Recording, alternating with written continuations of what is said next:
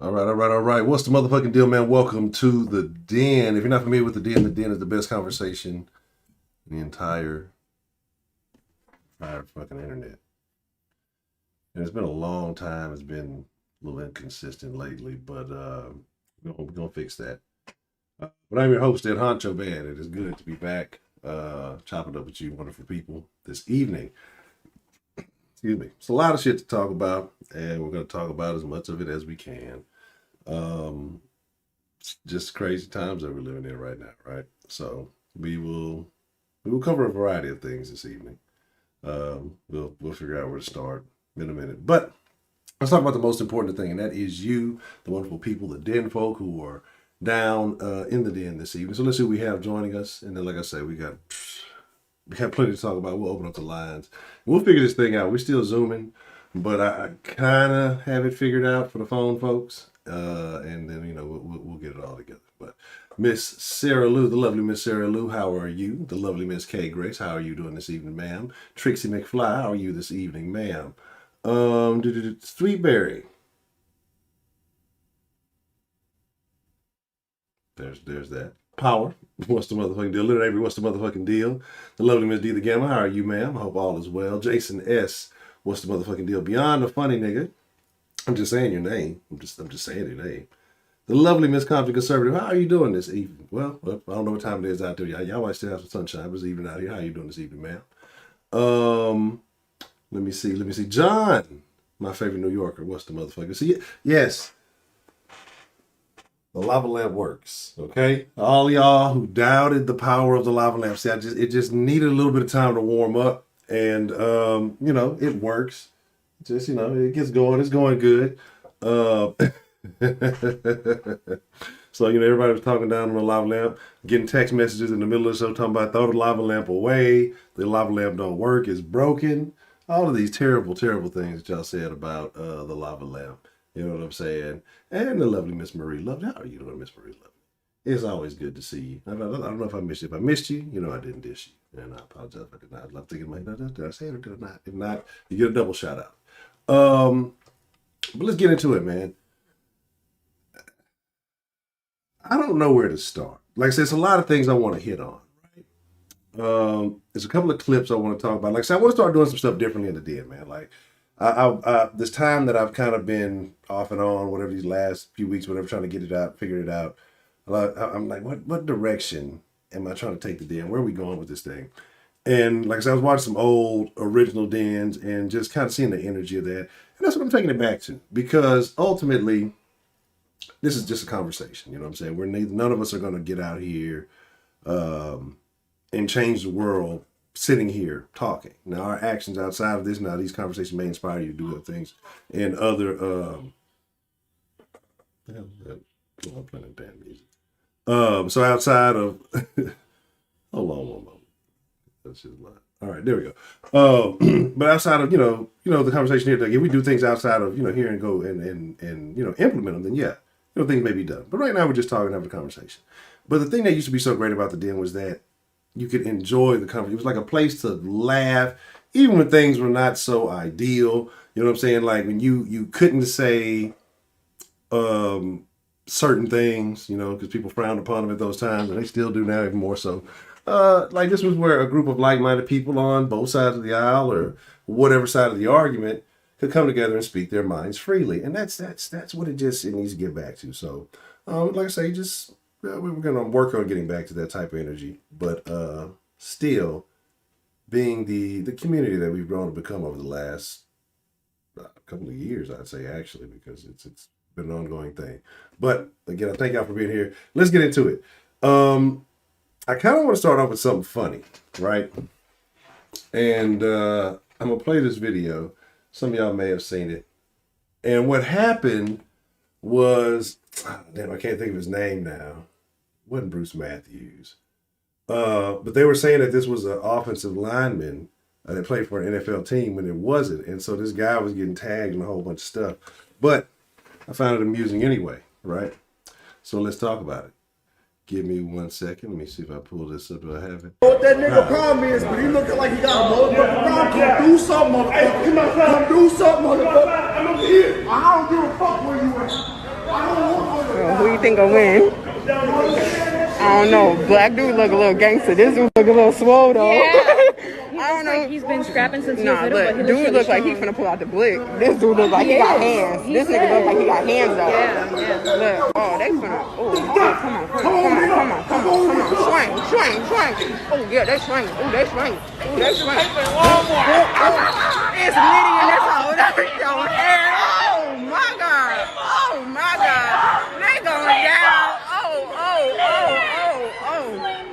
Hey. What that nigga problem is, but he looking like he got.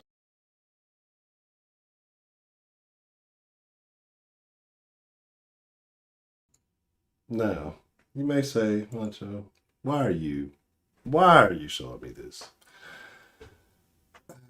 Because I find it really entertaining. I think it proves a few points.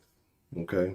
You know, what's the old saying? It's not the size of the dog in the fight, but the size of the fight in the dog. And this is what happens. You talking shit and you calling people out. Don't always think you can just throw your size around and somebody's not gonna charge you up for it. But that to me was hilarious. But the two most dangerous places in the world that you can go, that everybody goes, Walmart and fucking McDonald's, right? Is always Walmart and fucking McDonald's. And you know what's really bad? There's fucking McDonald's inside of fucking Walmarts. You know what I'm saying? But I don't know if I've ever really seen it go down there like that. But let's see. It's Heidi. It's and Broderick. Roman, what's the motherfucking deal? Always good to see Mr. Roman.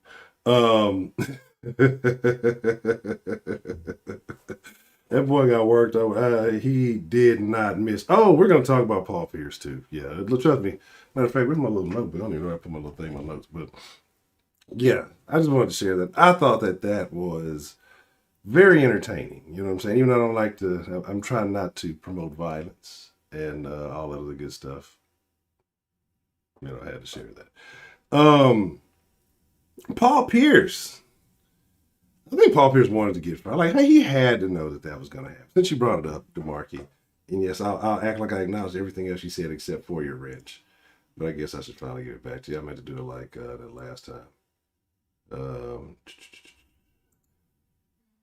right, there we go. Kenneth and did I miss somebody else? If not, okay. Kenneth, what's the motherfucking deal? So again, like I say, Paul Pierce, like he had to know, or look, there's been some times I've been out and I've had some real good time. I'm not a super, let's post everything to social media. We talk about him too. We gotta be talking about everybody. It's a lot of stuff to talk about. Like I said, we gotta get the den back rolling. The way that it used to be, the energy that it used to be, everything except for the weird ass Ed Man calls. But so like it's just kind of a situation. Like I guess what other way to maybe I guess get out of that deal than do something like that? I don't know. I mean, because you had to know you were gonna get fired, or you just really didn't give a fuck, or you were just really having a good time, or you were just that fucking fucked up that you forgot that you work for ESPN. I don't know, bro. Michael Rappaport, we're just gonna stick in the category of basketball stuff, I guess. And I don't even know the whole story, right? But I know that there was some beef with him and KD somehow. KD was in his DMs sending him very not nice messages. And Michael Rappaport posted the shit, right? Like that's my whole thing. Like, I think KD's a bitch. Like, I don't think anybody's really afraid of Kevin Durant. You know what I'm saying? Like, not except maybe a barber. I don't know, but but he posted that shit. I thought that was weird. So I thought that was kind of like some bitch ass stuff. And now he started crying about, I guess, people like treating him funny. I guess KD has a lot of fans. I guess if you play basketball and people know who you are and you're good, that you have fans. And he said, like, it's his favorite, like, little food place. No, not today. Like, you're just on there crying. Like, I have no sympathy for you, bro. You talk shit about everybody and their fucking mic. You can't, like, be the tough guy, like,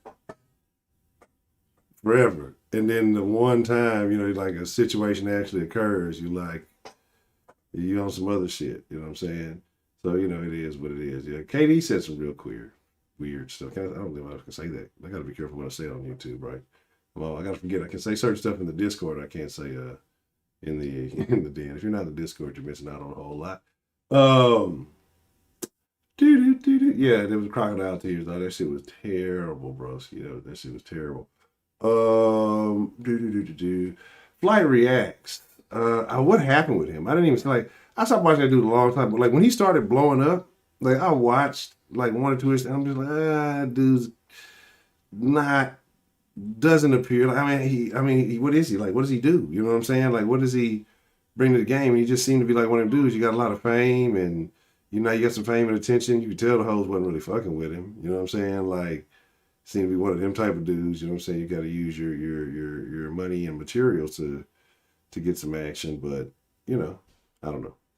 It is what it is. Oh, he broke with his guy. Oh, okay. It is. Let's see. Sad stuff, man. Super sad stuff. Fucking DMX.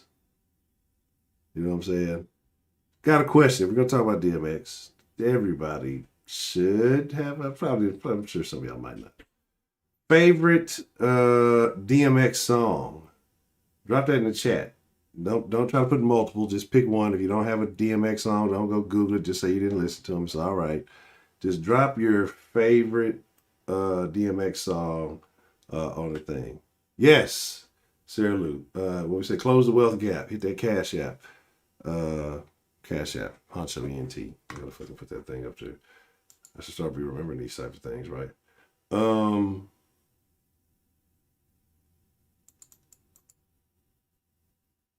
know what I did. I don't know what I did. I fucked up.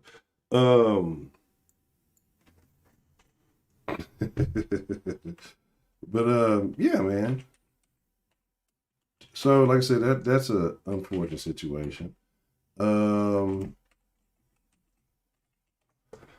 What else? It was something else. We were talking about DMX. Yeah, that's what I'm saying. Hit that what's your favorite DMX song in the fucking thing though?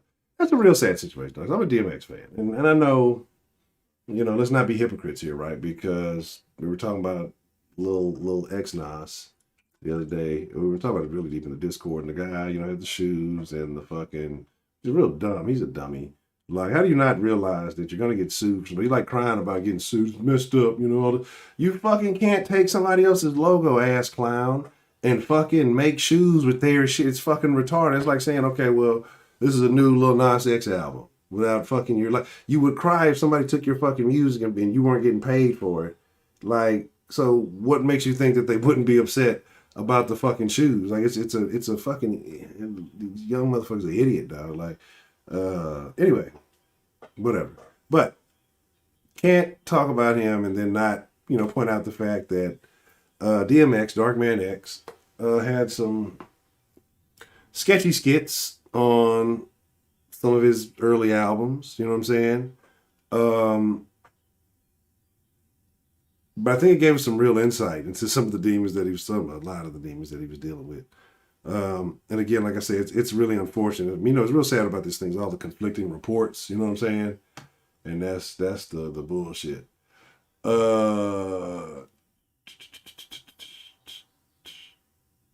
Tommy versus Kevin Samuels, is there a real beef? I saw something about Tommy said he was copying his style, but I didn't really look into it. And I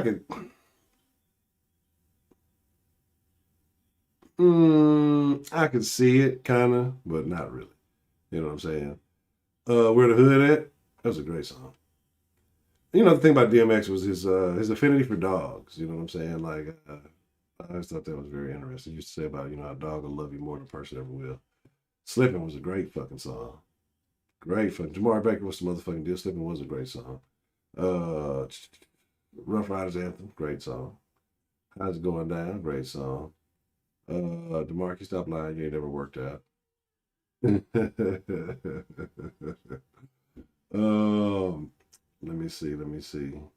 Yeah, man. You know what I'm saying? Like, he did another rose last night. I gotta say, I've been missing a lot of that shit. Derek Chauvin. I've been watching some of that trial, right? I've been watching some of that trial, and there's a phrase we don't use in the Discord because of a particular person in here, whose name I won't say. But I got questions, man. I got a lot of questions about a lot of this stuff here. We're gonna leave it at that. Well, I got questions about the one guy, right, with the kid, and I feel kind of bad for that dude. The dude with the hair. They gotta got that man a haircut before they put him on the stand. Number one, they could at least lined him up. You know what I'm saying? Because you got a lot of people, this dude feeling really bad, and people trying to like kind of put the blame on this kid. Like I was gonna say, people are so fucking stupid because they expect people to do shit that they know they wouldn't do. Like in a million years, they wouldn't do. Like, let's be real. If somebody came in there and gave me a fake 20 and I know that it comes out of my fucking check if I accept that shit, hey, buddy, fuck you. Hey, get the fuck over here. And they're taking this fucking shitty ass fake money. I might just catch a case behind this fucking shit. You know what I'm saying? Like, ain't no fucking way. Ain't no fucking way I'm gonna take that. Like, they got this dude feeling bad. Well, he could have just took it.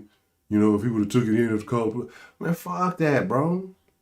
I don't know what the fuck he's making over there. I don't know what, you know what I'm saying? I don't know what the fucking minimum wage is or whatever. Like, the dude just trying to make some fucking money, right? Like, doing the right thing. I guess he lives in the building nearby. Like, people really sitting there like trying to accost this dude for fucking,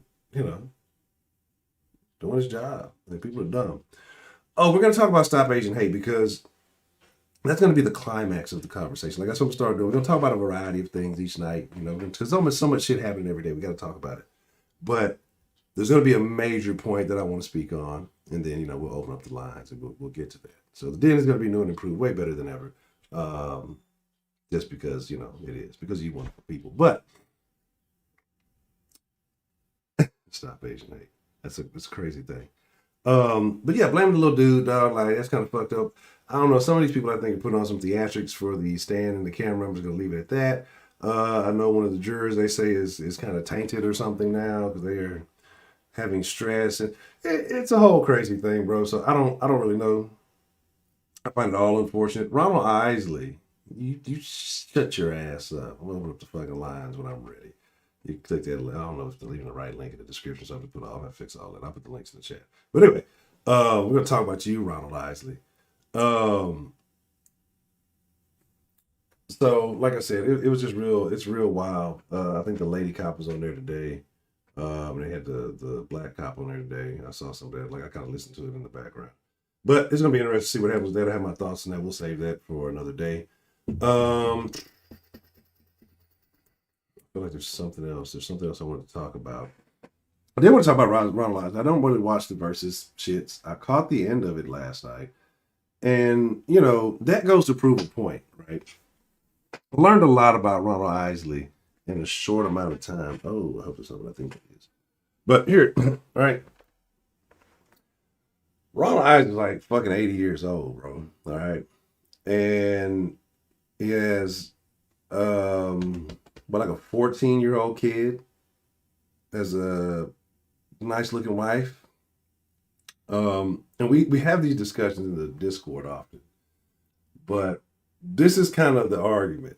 And I'm going to ruffle up some feathers, so I want y'all to be mad. I want people to call in. Goddamn. The den needs to get live again. People need to be angry. People need to be enraged. So, yes. Name me a woman in a comparable situation to relationship-wise. But we'll leave that at that. But it was what I caught was nice. I caught the end of it, but then the way it just cut off all abruptly, I was like, what the fuck? I thought my shit fucked up. You know what I'm saying? So, again, but you had all women of all ages, right? And this is what we say. This is why we say men are in a different position. As they get older, their value does increase. You had women of all ages last night. From old to young, who probably ain't never even heard of Ronald Isley, going off for some goddamn Ronald Isley, right? And I can't lie, the man he's got the, what do the kids call it, the drip, the sauce. You know what I'm saying? Shut up, Ike. So that's all I'm saying. So again, very interesting situation. I ain't mad at you, Ronald. Keep doing your thug thing. Very much so entertained. Where do you go from there? Where do you go next though? What is the next verse? How do you top that? You know what I'm saying? Patty, how old is Patty, young man?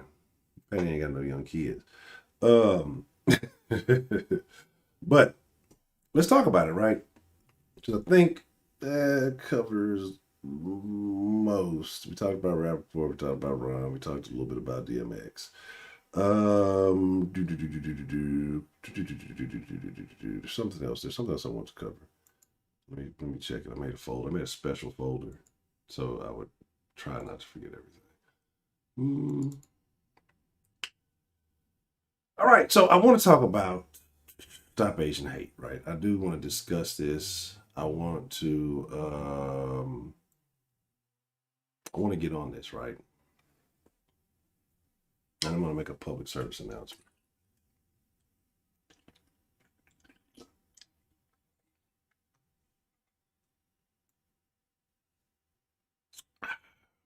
Right.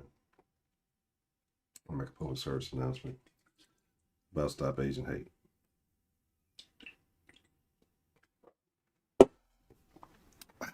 So,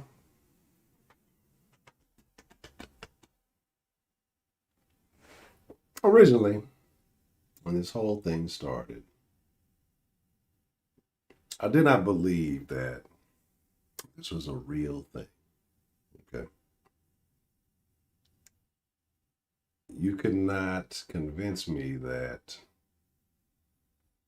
just random acts of violence are happening to Asian people for no reason all over the country. And the majority of it being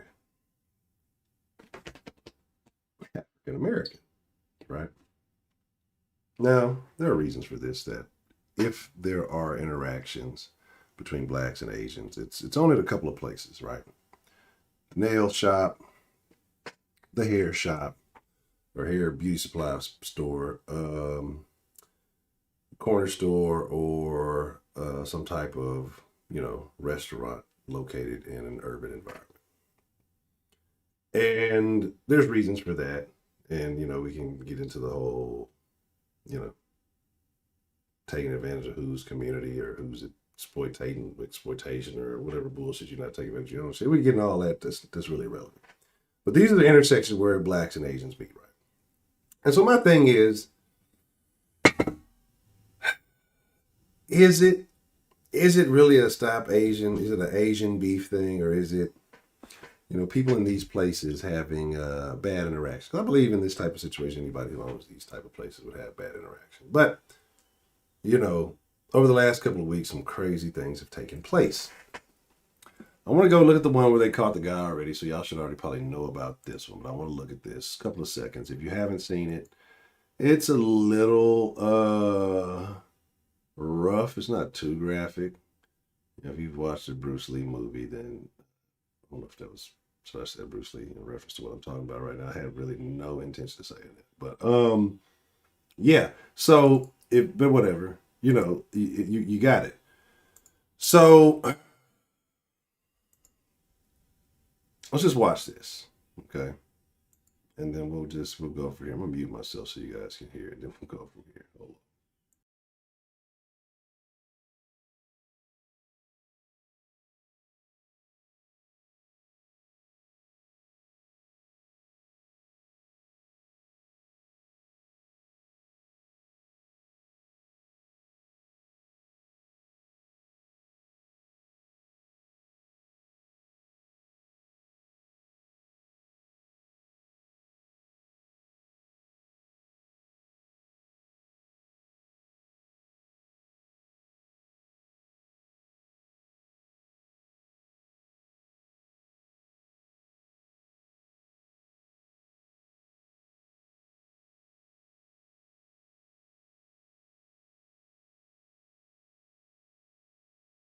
Now, I don't know if the sound played with that one. Might not be able to hear the sound, but whatever. So let's talk about that one, right? That one was the incident with a dude. I think he's like 38.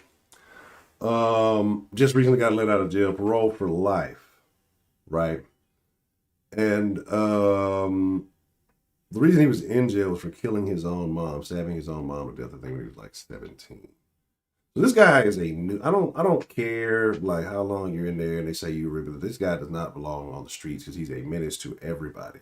I don't think this was just going to be it was going to be somebody eventually, right? Yeah, he was arrested. But I'm just saying this is, the one of the ones that's been circulating that as an attack, on these direct attack on Asian people. I think anybody in that situation was going to be a hazard. And I think any female, especially, I think if there probably had to be some other issues in there being a mother issue.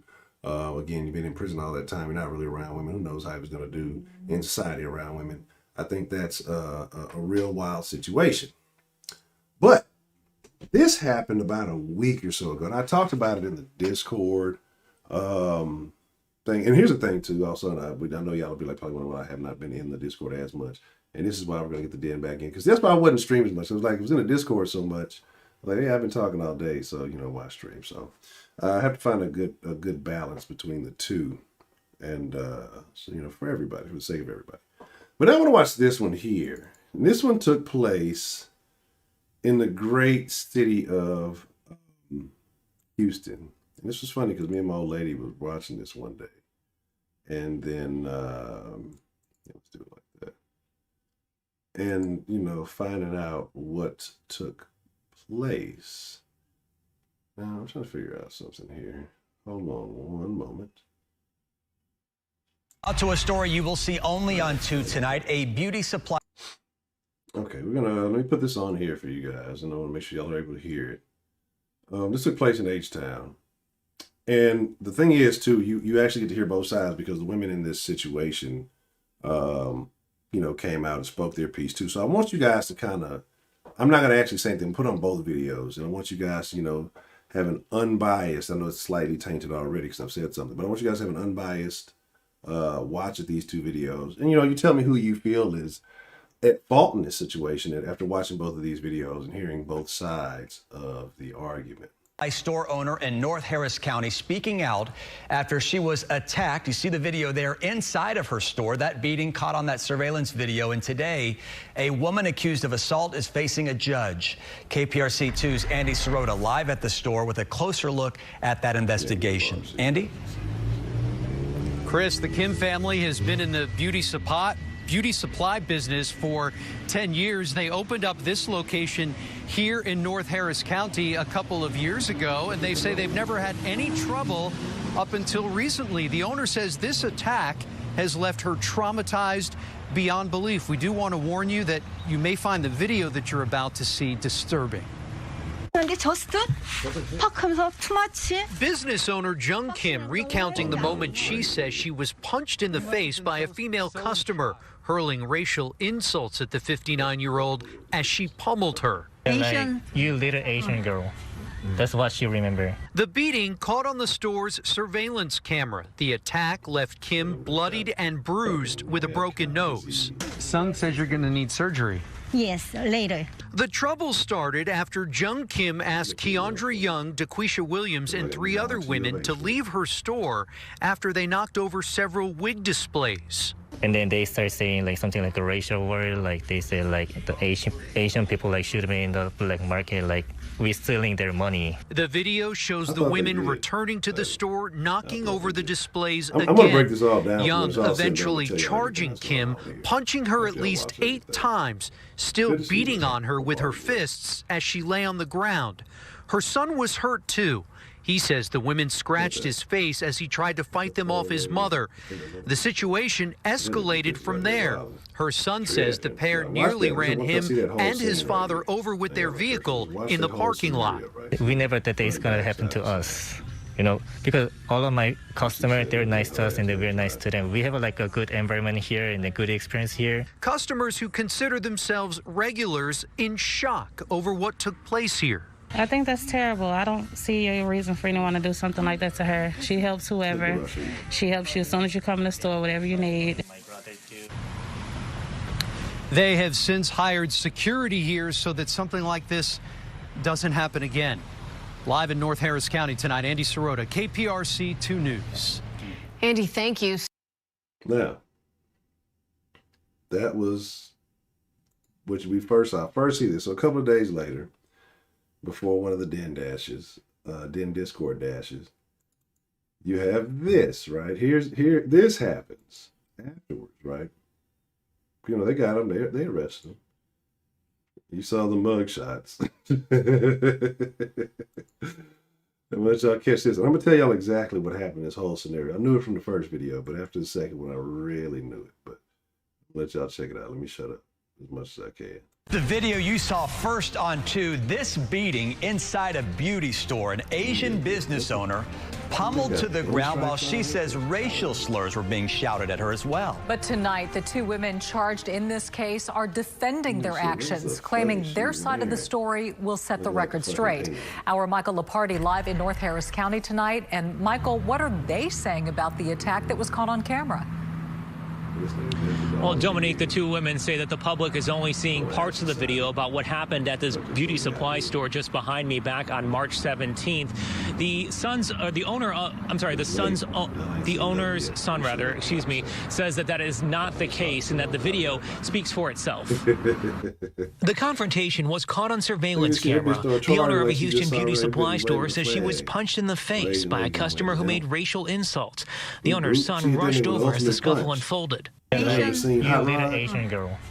That's what she remembers. Now, the 2 women charged in that case are telling their side of the story. I felt like we was getting profiled because it was a group of black women, young women at that point. Dakisha Williams says her group was followed by the store owner when they went inside. They showed you certain clips of the video to make it seem like it was these angry black women just randomly attacking people, and that's not the case. Williams says she was trying to break up the situation. I never touched anyone. I never said anything to no one. Things moved outside, and the video shows this vehicle move towards the owner's son and his father.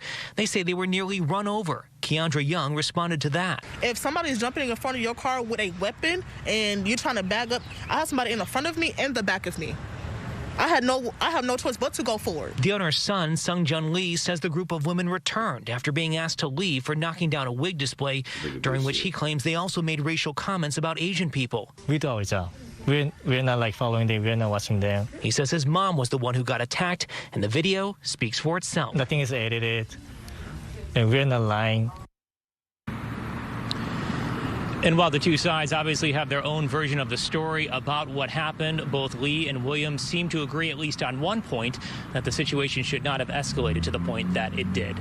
We're live tonight. Michael Lepardi, KPRC 2 News. Michael, thank you. So after watching these 2 videos, right, I want to know what you think. Who was in the right and who was in the wrong? I think it's pretty clear. But you let motherfuckers tell it, they'll swear, you know, some other shit happened. I'm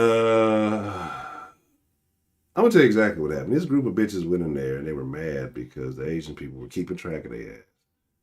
And they couldn't steal like they wanted to fucking steal. They wanted to go in there, but they went in there as a fucking herd. Because them motherfuckers were not light in any capacity. None of them motherfuckers, they wouldn't look like, I'm telling you, look like a nigga that used to play offensive line at fucking U of H. I'm not bullshitting. And so, you know, it's just to the point where, what the fuck? Like, then it got mad at you and got, you know, caught that they're watching you. I mean, here's my thing. Like, honestly, if I'm not doing shit, I don't really give a fuck. Watch me. I'm finna get what the fuck I want and get up out of here. Or if I don't like the service and I'm allegedly being called some shit or some other shit, like, I'm not going to shop there. You know what I'm saying? Like, I'm not going to fucking spend money. I'm going to leave. There's 1,000 other fucking places I can go. You know what I mean? So people got to start making up their minds. But again, like these bitches here, they were trying to steal. They were trying to get caught up. They fucking was lying. Talking about there's people all around. There was nowhere for me to back out to. Like, you had a clear fucking pathway to go whichever way you want to. You trying to run them fucking people over. You know what I mean? And here's my deal. Like, I have nothing but respect for anybody who tries to run an honest business. You know what I'm saying? Especially, you know, this day and age. And you got motherfuckers who ain't trying to do nothing but, steal from you, fucking undermine what you got going on. That motherfucker coming here attacking you, you know what I mean? It's a fucked up situation. But again, like I said, it's places like this, but it's like running a fucking a club with no dress code that plays mainly, you know what I'm saying, fucking urban, hardcore fucking rap music, right? You know what I'm saying? Like, what do you think is going to happen after a while? That shit might be cool for a couple of days. You know what I'm saying? But eventually, it's going to get set off. It's going to go down. You know what I'm saying? It's just one of them situations where when you're dealing or catering to a certain group of people, you're going to have incidents like that, and you're going to have incidents like that very frequently. Oh, good boogers. Oh, that's terrible. You know what I'm saying? So it's just like, it's a very, very bad situation. I got some fucking Indian food here. You know what I'm saying? I want to eat this shit so bad. But not yet. Like maybe in like 10 minutes I will. But yeah, and so again, I don't know. Are there like demented people? Are there people who are out of there? Are there ways to spin a narrative to say whatever the fuck you want to? Absolutely. I still don't think that it's just like this fucking epidemic of shit happening like people are saying it is, but there are situations where, again, when you're dealing with an environment where you're going to run into certain types of individual frequently, you're going to have situations that are going to, where it's going to get set off, and it's not going to be, a deal. But it is what it is. You know what I'm saying? It is what it is. So I don't think that, it is. But again,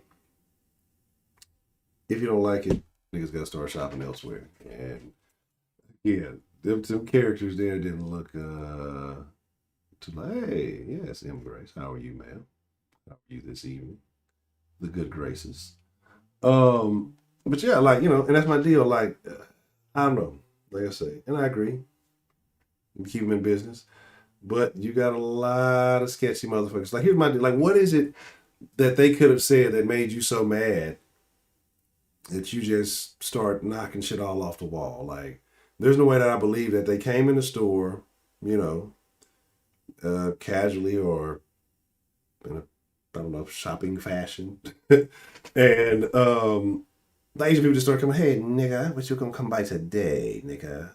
You know what I'm saying? Like, because they said they start calling them, like, I don't think that happened. Like, I don't think that would be fucking good business practices, considering that everything you sell is fucking, oh, thank you, Beyond. Yes, that was the other thing I want to talk about. Dirty little bitch. I'm going to talk about that just say, thank you, Beyond. And so I don't think that would be good for business. So I think that it was some crazy. Those little girls, and I knew it was going to happen, are not going to really serve any time. They basically made a deal to where they won't be locked up past 21, and they'll never go to a penitentiary facility.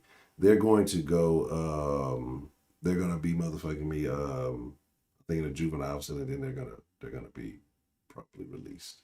Or I don't know what they're going to do, I guess, once they get 18 or so. But yeah, so I don't know. I'm not keen on that. Like, I feel like they should have threw the book at them. Like, it should have been some double-digit years. One, make an example out of them, because they're talking about how that's been like on the rise there. Honestly, the jacking of car delivery drivers. So make an example out of them, because that is the ultimate thing that can happen, is somebody loses their life because you're doing dumb shit. So you make a fucking example out of them, and you go on about your fucking way. You shouldn't have fucking done this shit. Like, you sat there, contemplated, and plotted. I don't think they plotted to kill that man, but your actions led up to that. You could have easily prevented that from happening. You had several opportunities.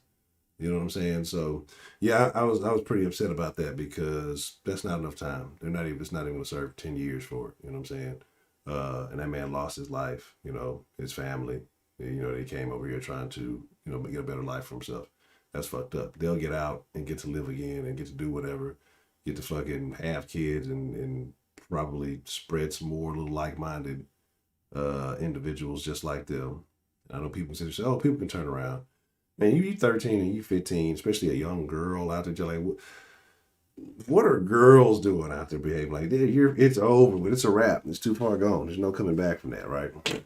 So it is what it is, man. So I'm very upset about that. Very upset about that. So yeah, I'm not too keen on that. Just like, hey, what's the motherfucking deal?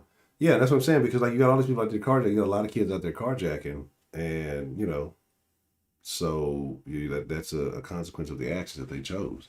But it's fucked up. You know what I'm saying? And a lot of people talking about, oh, they're just little girls, especially, you know, niggas, especially. You know, when we be on the wrong side of some shit, we always want to fucking be lenient with the shit. But like I said, if you would have flipped the script, because I've seen a lot of black folks talking about, oh, well, you know, giving it to, man, fuck all that, bro. Because had that been some little white kids and that been like a fucking black delivery driver, niggas would be livid. They would be losing their fucking shit. Like, they want motherfuckers to be hanged. Like, you got to give to get. You know what I'm saying? It could have been me out there. I'd be, it wouldn't have fucking been me. I'd have choked the shit out of him too a little bit. Like, it'd have been a fucking, it'd have been an ugly scene. Like, yeah, people would probably like attack me because they wouldn't have known what was going on. But it would have been on some old Undertaker shit. Like, I mean, on some old fucking, it'd have been a 13-year-old and a 15-year-old with a fucking double choke slam on the fuck. It wouldn't have been no stolen car. That shit would have never happened. You know what I'm saying? Like, it'd have been over 335. What's the motherfucking deal? Peace. You know what I'm saying? These motherfuckers out here plotting and scheming on motherfuckers, and then y'all saw the video, was super fucked up as the dude hits the fucking wall. He over there dying, and everybody running to help the little fucking girls. You know what I'm saying? Like, hey, I never did that. That was only one. All right, it wasn't two. It was the double hand, double fisted choke slamming bitches. I posted on the gram, but no, you know what I mean. It's just like, and that dude's over there dying. He out helping these little fucking goofy bitches. But like, I don't know, man. That shit, it's fucked up. It's really fucked up, because I think there's a couple of things going on. Not only, like I said, you know, because I think if it would have been some little dudes, you know what I mean, that the punishment would have been harsher. You know what I mean? And I think that it's fucked up because, like I said, man, just out there trying to do the right thing. Like, I hate when good people fucking get fucked over. Look, if you living their life and you get shot and you get fucked over, y'all fucking each other up, cool. But you know, people who just trying to make it day to day, minding their own fucking business, ain't fucking with nobody, dog, like, that shit bothers me. You know what I'm saying? It bothers me when people like that get caught up in the mix and get fucked over. Trill, what's the motherfucking deal? Roach, what's the motherfucking deal? You know what I'm saying? Yeah, that's what I mean. Like, they didn't give a fuck, dog. Like, they didn't give a fuck. That man have died, dog. Like, some crazy shit. But again, it is what it is, dog. Yeah, it's a crazy fucking situation. But again, that man is gone. You know, my wishes out to his family. It's very unfortunate. Man, and that's what I'm saying. Like, oh yeah. But here's the thing though. You know what would have been crazy? Honest about that death? Like, people are so dumb nowadays. If he'd have shot them fucking girl, like say he would have had a gun on him, he'd have shot them two little bitches for stealing this shit, motherfuckers would have been mad at him. Well, why didn't he? He could have. Well, he should have. Like, motherfuckers would be mad. I guarantee it would have been backlash. It'd have been people upset. It'd have been people who were mad about the shit. It'd have been people pissed off about it. All right. So here in a second, I guess I should start doing this to start letting people know, right, or get in. We got two things. I think I figured out kind of how to do it via the phone, right? Because there's like a direct phone number. So I'm going to put it on the thing. But if you want to, it's not a new lava lamp. See, I knew niggas gonna come in here hating, you know what I'm saying? Because the lava lamp shining on them. Bling blow, you know what I'm saying? Put your blue blockers on because the lava lamp is going down. If you want to be a part of the conversation, if you want to join via Zoom, you can hit that link right there. And let me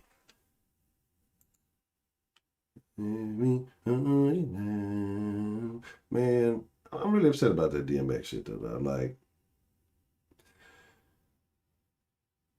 DMX was a person, he's those kind of people that you need, you know what I'm saying? I don't want to say you need, it's fucked up because, you know what I'm saying, you don't want to see somebody suffering like that. Because you can tell just he was a person, but he was open with his shit. Like, you could tell that man had some shit going on, dog. Like, and what's crazy about it, what's even crazier than everything else, I think, is how many people resonated with that music. You know what I'm saying? Like, what is going on in this country to the point where, you know, we're out of there. Hold on, give me a second. I got this fucking number. Put it in.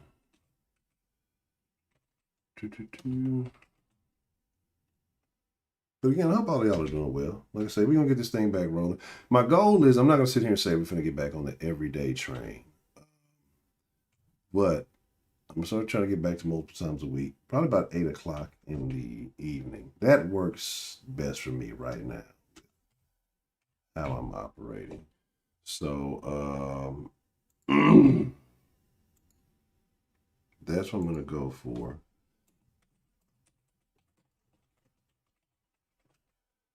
Yeah. All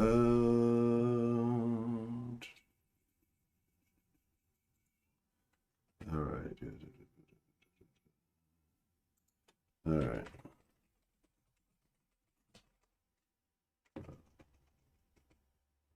There we go. I think that works.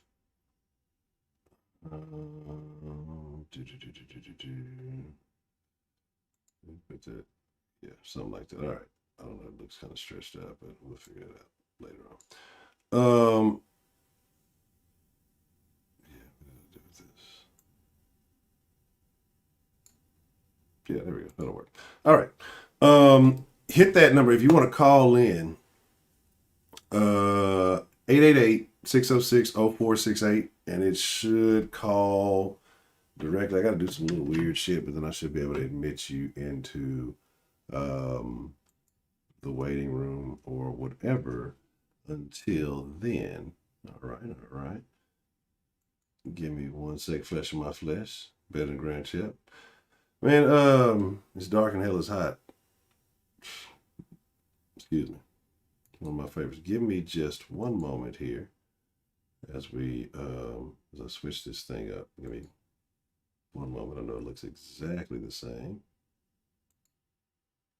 Oh, hold on 1 second. There's a purpose in me switching to this scene before I start fucking it all up.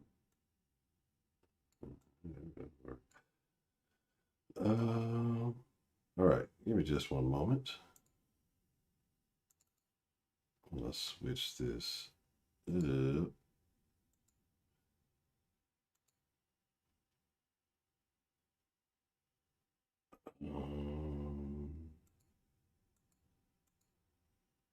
All right, cool. And alrighty.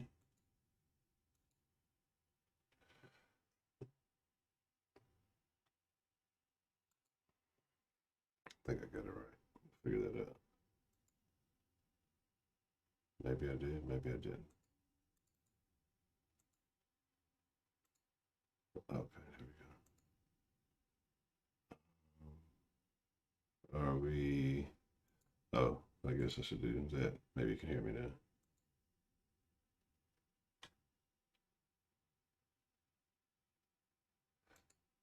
Oh, well, hold on.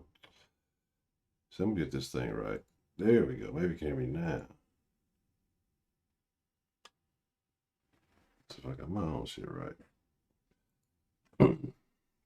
Yeah, see, that's why I got the other screen on, so y'all can be like, what the hell? Y'all can't see me over here fucking shit up. Y'all can hear me fucking shit up. Can't see me fucking it up. Let me see what we got going on here. Why is this not corresponding properly?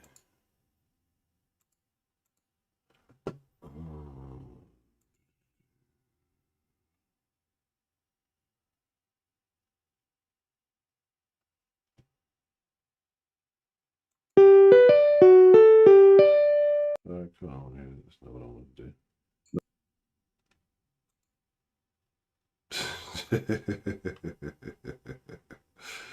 Oh shit! Hold on. All right, I got this, y'all. Y'all give me just a second. Players be fucking up.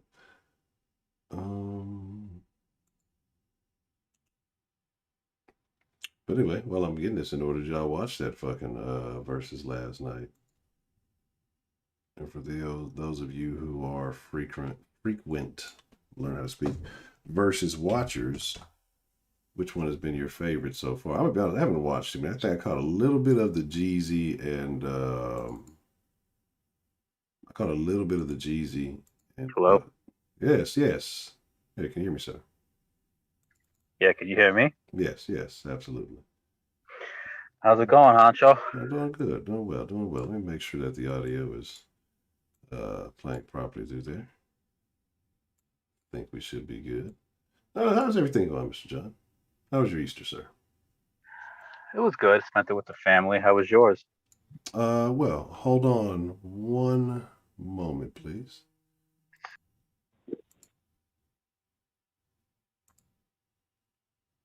Okay. Can you hear me there, Mr. John?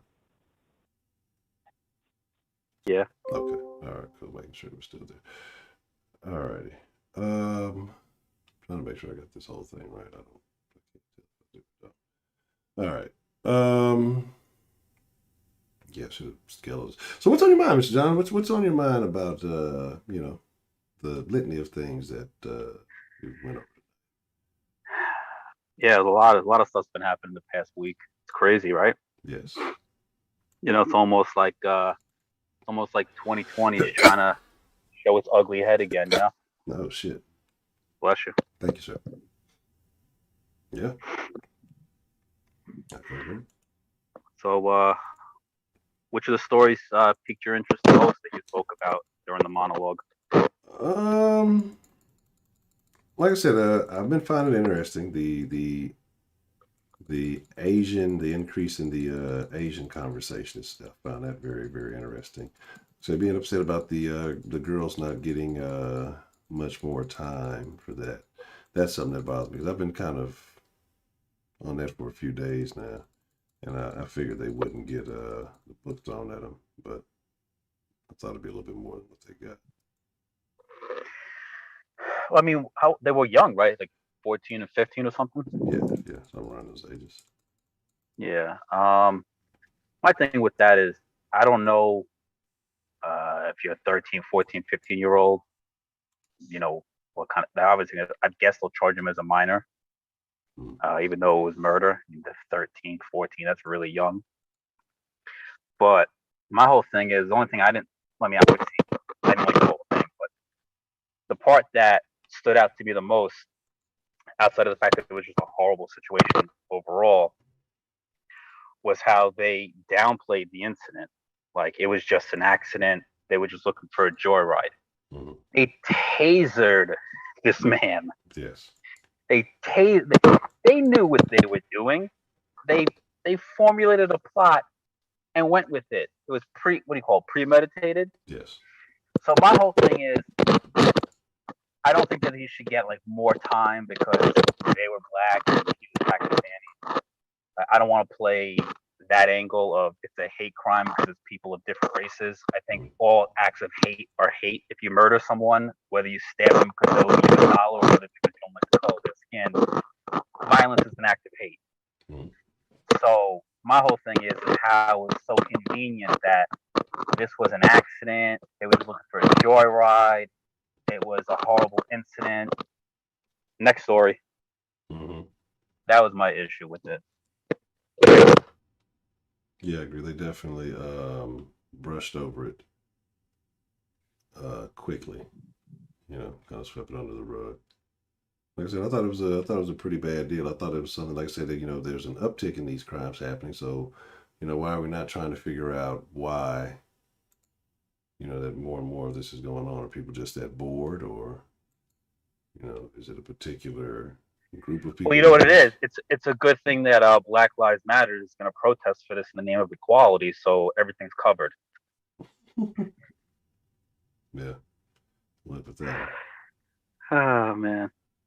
But yeah, I mean, you know how the media works. I mean, like I said, I don't want to see them get, ramrodded because of the races that are involved and who's who. But, all I'm saying is let's just keep it a little. I guess I hate to use the word fair, but let's keep the coverage fair, which we know is not going to happen. But that's my issue with it. You know, RIP to that man. I think it was in his 60s. Guy's working here, supporting his grandkids, and he's fucking killed this damn 13-year-old. Joyrides a car and flips over and crushes them. Like, and then she jumps into the car because she's panicking because she forgot her cell phone as this guy's laying on the ground and dying.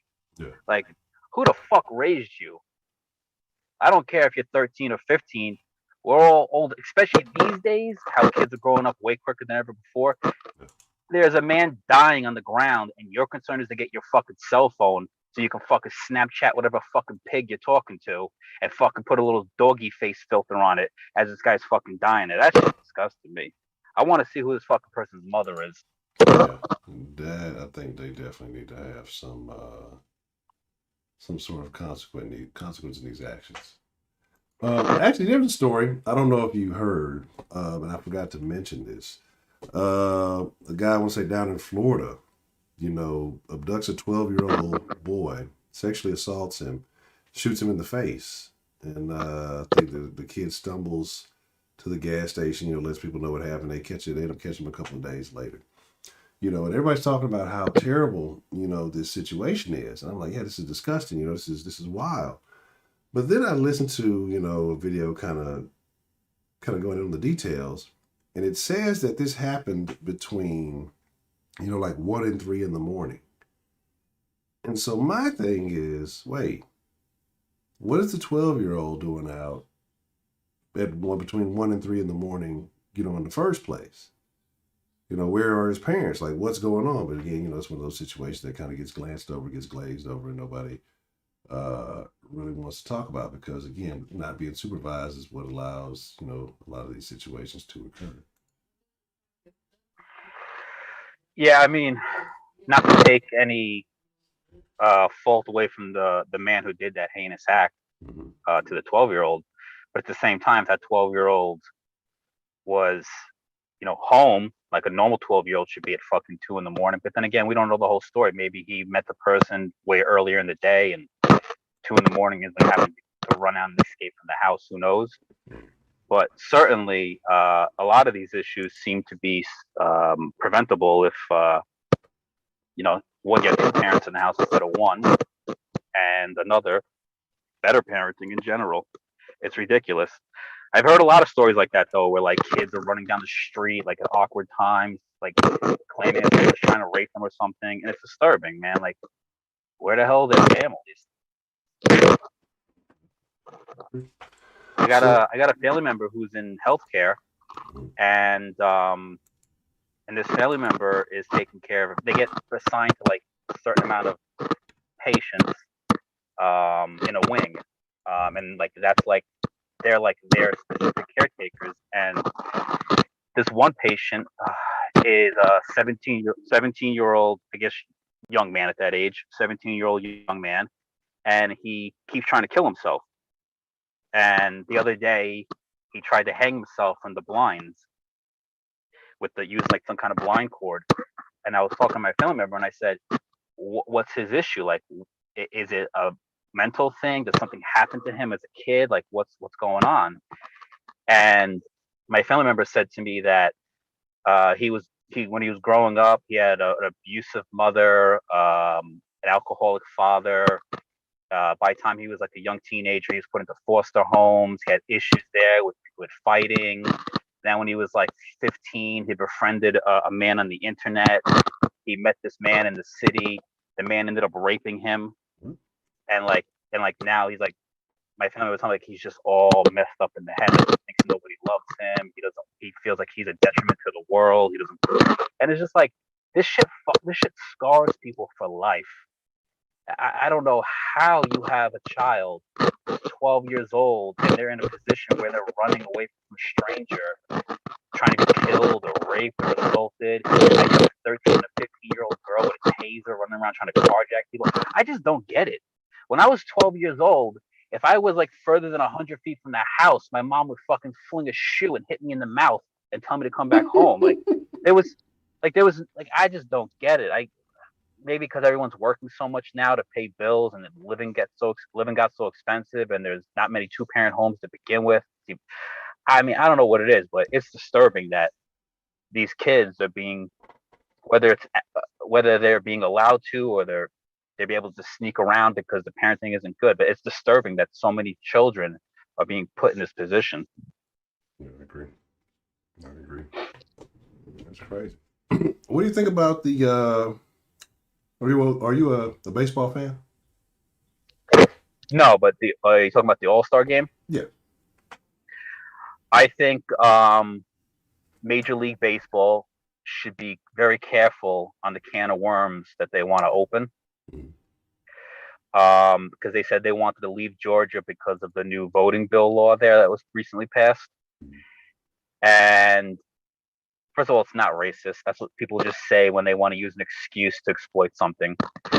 But this is what I want to say to people, and I'm going to be saying this a lot as I record more videos and I get back into more like current events. What are you going to do when people fight back and use the same type of ammunition versus you? So MLB says we're going to pull out of Georgia for the All-Star game because we don't like your state, which you have elected officials who determine things. They're elected officials, and they determine that this is the bill that we're going to pass. And keep in mind, MLB won't complain when certain representatives are passing laws so they can get tax breaks on their stadiums for the owners and this and that. But what are you going to do when other conservative states say, you know what? Oh, okay, no problem. You want to bully us because Georgia's a conservative state, because we want to be able to show ID to vote. Meanwhile, you guys don't like that, but you require ID to pick up tickets for your baseball games to make sure that the person who's picking them up is the person who paid for them. Mm-hmm. So what are you going to do when Texas and other states are like, you know what, MLB? Fuck you. You can't come here. Suck my dick. What are they going to do when they lose 2, 3, 4, 5, 6, 7, 22 states? Fuck you. We don't need your fucking MLB. Get out of here. Take a hike. You can't come here and make money. What are they going to do then? Worst case scenario, they'll go to a lawsuit, spend hundreds of millions of dollars to prove for the MLB to win that case. Do they really want that headache, that drama? I mean, look what happened to the NBA when they tried to go woke. They went broke. Their ratings tanked. Their money tanked. All of a sudden, all those athletes are like, well, you know what? Me, Black Lives Matter don't matter that much. My check's getting affected now. So I would tell the MLB, be very careful what you wish for. You might just get it. And it annoys me that conservatives don't fight back and stick together as much as we should in order to give them a taste of their own medicine. Okay. Yeah, the whole thing is crazy to me. People making a big deal about the ID. I mean, you need an ID to do anything worthwhile in society. So I don't understand why it's such a big deal to get an ID if you want to go vote. If it's that important to you. Because it's not, you know what it is, Honcho? I started to cut you off, but it annoys me because they keep saying this is racism, this is Jim Crow laws. This has nothing to do with black people. Nothing. This has nothing to do with black people. This is about illegal immigrants being able to vote. Exactly. This has nothing to do with black people. Don't flatter yourself, black people. Don't believe them. This has nothing to do with you. And I say this from my heart. Nobody cares about you. They just use you to push an agenda that, at the end of the day, hurts you, doesn't help you. And honestly, this is only going to help illegal immigrants. And I say that respectfully. And it pisses me off where people are just like, yeah, we need to fight these civil rights violations. Motherfucker, this ain't about you. Wake up. Yeah. This is not about you. And then once those illegal immigrants are able to vote in bigger numbers, vote more securely, vote more safely, then gerrymander is going to happen, and then they're going to zone you out, and then the illegal immigrants who, for the most part, are not black people. I don't want to say that they're Hispanic because they're not all Hispanics, but for the most part, they're not black people. So now they're going to zone you out, which means you're going to get even less voting power in the districts and the municipalities and the states that you live in. And it's just like, if you follow politics, how do you not understand this? Hey, it doesn't matter. You know, you got a little bit of green beans, a little bit of cornbread. You know what I'm saying? Hey, you're getting people's votes. That's if people are willing to, you know, go out for some cheap ass shit like that, then they deserve everything that happens to them. You know what I mean? So fuck it. It is what it is. Yeah, you know what it is. I agree with you. You know what it is though. They're never gonna sit there and take their beating. You know, they're gonna always point the finger at you conservatives, you white people, you men, you know, you super straights. Like it's never like, hey, I didn't see the writing on the wall, I fucked up. It's you piece of shit. You know what I mean? Like they just keep coming for you. That's what it's just like. I agree with you, Honcho, but you know they're not going to take responsibility. Oh, yeah, absolutely. Politics, you know. Yeah. You know what I mean? Are you ready for the inflation? The 1% inflation. That's it, just 1%. Shit. Ask anybody trying to fucking fix a house right now about some fucking 1% inflation. It's fucking ridiculous. Oh man. All right. So has anything happened, John, that you may have noticed that maybe we didn't speak on in these last crazy few days, man? It just seems like there's been so much. I've been scouring through YouTube, doing some research for future videos, and it's just like, I was like, wow, there's a lot of people fucking just doing stupid shit lately. I want to say I feel really bad about what's going on with DMX. You know, I was reading an article, I skimmed through it, and he was saying, like, I think it was like last year or the year before, that he checked himself into a rehab center because he felt like he was getting the urge again to do drugs and he didn't want to go down that road. And I just feel like here is somebody that actually is really trying to help this situation, is being proactive about it. And then this happens to him. But other people are fucking complete scumbags and don't do anything, seem to live to be 100, smoking cigars, crack, and meth. And it's just, it's really sad. And I got really fucking annoyed because all these YouTubers are making videos about it. That's not the issue that I have, but their fucking thumbnails are him in the hospital bed being stretched out, being pushed down the stretcher from the ambulance, like hanging over the side of the damn stretcher. Like, have you no fucking decency? Like, come on, man. Like, what the? I mean, I know it's a social media era, but really? Like, I just found that very distasteful. And I could be a real piece of shit sometimes, but that was very distasteful. Yeah, I agree.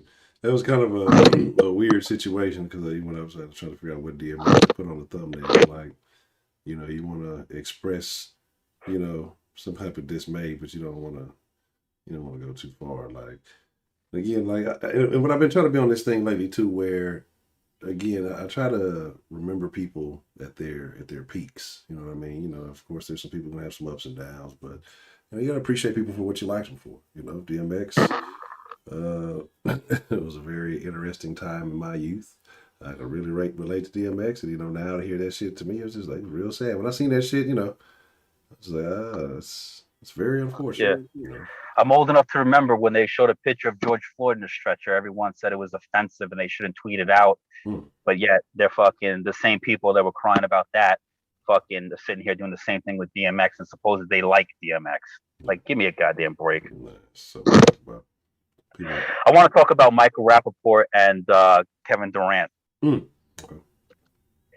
So I don't follow basketball anymore, but when I heard this story and then I saw the DM, the whole situation, I was gonna make a video on it, but lately I don't have the ability to stop what I'm doing and make a video and get it on there.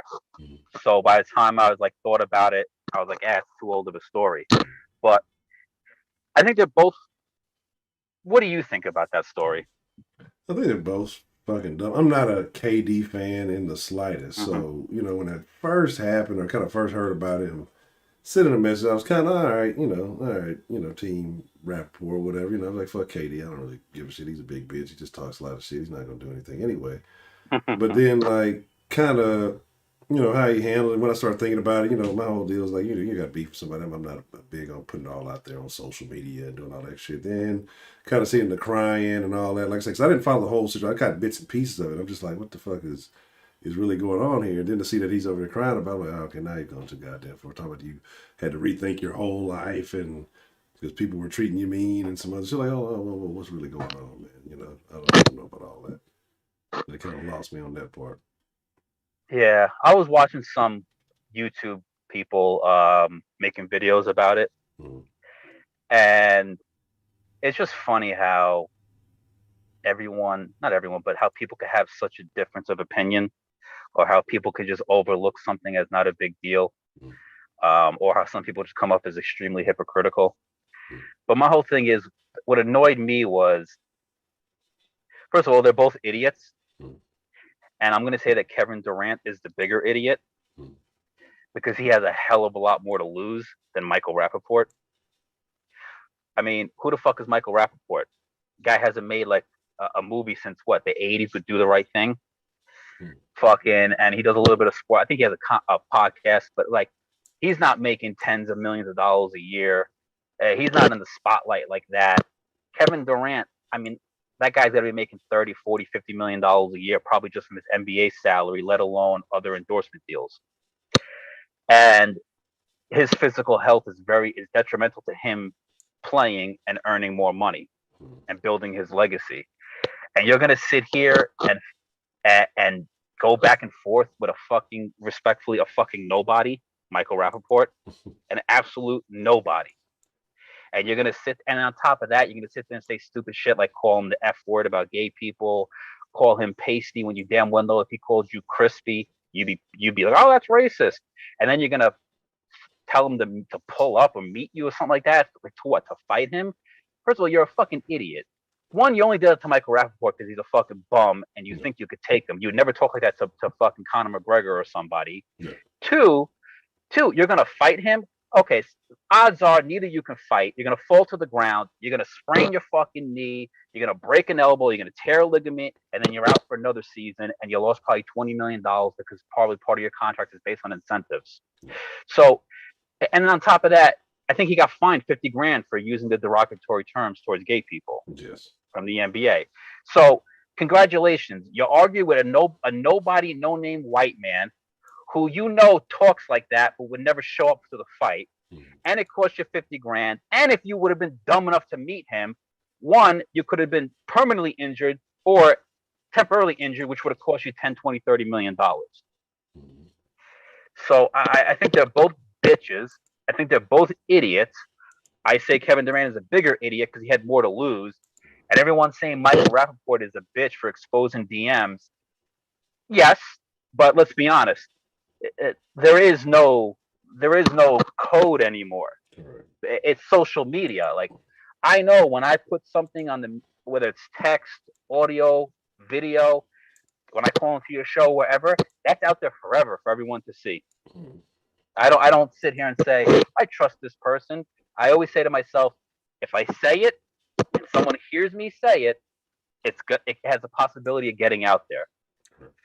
So, and what do you think he was going to do? You're sitting there threatening to beat him up, told him to pull up to Barclays Center. What do you think he was going to do? It's 2021. Nobody. What do you think? Is he actually going to show up to fight you? What do you think? Like, what do you think this is? Like a blood versus Crips gang war? Like, he ain't showing up. No. You know, that shit annoyed me.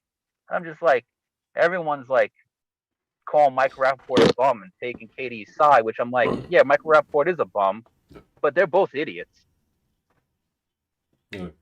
It's a crazy situation that's beef in 2021.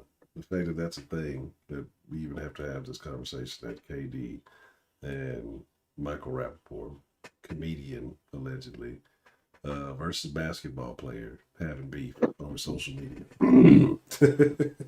Yeah, it's ridiculous. That's why China's gonna kick our ass. Oh shit.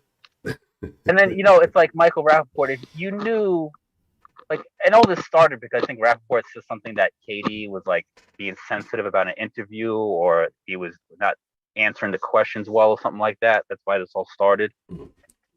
I mean, well, this is so dumb. But it goes to show you how something so dumb, if it went the way that Kevin Durant was pushing it to go, how it could have ended up being something extremely stupid and dangerous to KD. Yeah, but unfortunately, it didn't. Hopefully, it didn't escalate. It just exposed both of them being as a bunch of numbskulls, and yeah. So that's crazy. It's okay. All right. Mr. John, we got somebody else in the waiting room waiting to get in, but I appreciate you getting everything jumped off and sharing your thoughts with us. And like I say, hopefully, like I say, get this thing back around. We get to hear from you more often. Yes, I just want to say, stop the Asian hate. Yes. Asians are a very important part of American society. They're wonderful people. We love them. YG got his video pulled. Meet the Flockers. Yes. Because it was promoting Asian home invasions, and we don't want none of that. We love our Asian community. So everyone spread more love, more peace, and less hate. And God bless you, Honcho, and God bless everybody in the chat. All right, well, thank you, Mr. John. I appreciate you calling in, sir. All right, take care. All right, too.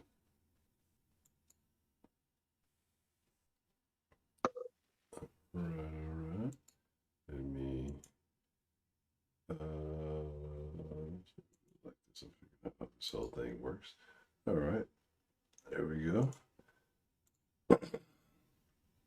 If you want to get in on the conversation, the link is in the chat. If you want to call in directly, and I put you in the waiting room or whatever, however that works. Like I say, as I'm learning this whole Zoom dilly-dally, whoever we have on the line currently, if you don't mind unmuting yourself, would be greatly appreciated. I want to shout out to Miss K Grace, and shout out, y'all see the room has changed color. Shout out to Strong and Grand. It says, white supremacy can't hold a candle to black degeneracy. Most Asians know this. The media hides this. What else do we? White supremacy can't hold a candle to black degeneracy. Most Asians know this. The media hides this. Why else do weave stores have security? Interesting. And I agree. Like I said, it's just, here's the thing, man. Like, these are. Honcho. Yes. Ah, man, I didn't know how to work this damn thing. Oh, man. I'm struggling for a minute, man. No way. Yeah. You gotta get it right. We learn it. We all learn together, man. What's on your mind, Mr. Man? Man, number one, man, it's good to hear from you, Honcho. Everybody in the den. It's good to hear from John, man. Just hope everybody's doing well. That's number one. Oh, man. I don't even know what I should get into, man. Let me think. So much been going on. I'm gonna start with the KD and Michael Rappaport stuff, man. Okay. Hold on 1 second before you get on the roll. Before you get up, make sure I give all my proper shout outs here, because I have a tendency to forget. Like I said, I want to say shout out to the lovely Miss K Grace. I appreciate hitting that cash out, closing the wealth gap, and shout out to the lovely Miss Sarah for also hitting that. That's true. Seriously, hoes gotta eat too. And thank you, Miss K Grace. So I appreciate the love, and shout out to Dan the man. And as y'all see, when you hit the super chat, it does change the color of the room. So what were you saying there, Mr. Roman? I apologize for interfering with you there. Oh, no, it's all right, man. Oh, man, start off with this KD and Michael Rappaport stuff, man. I'm gonna go ahead and agree with John with mostly what he said, man. They're both idiots. I mean, you look at the situation, KD starts off wrong by even texting him, because I don't even like Michael Rappaport, but the man got an opinion. Okay, KD, for years people called you a cupcake. People called you snake believing your OKC to go to Golden State. And you've been dealing with this for years, and you still get sensitive over that shit? I'm sorry, man. It's just one of those things. You got to grow as a person. You got to get tougher skin. I do believe players nowadays, I'm not saying they don't have an opinion to voice how they feel, but, man, sensitivity, bro. Like, what John didn't mention, the reason why he was irritated is what he said to Charles Barkley, because Charles Barkley, it was right after the Nets had the game. I forgot who they was playing, but Charles had kind of asked him a question about something with Kyrie. And I think, like, the night before that, Charles had just kind of criticized, Kyrie. And, of course, Kyrie and KD are teammates. And basically, he just, with a one-word answer, he just said, yeah. He didn't answer the question. He just said, yeah.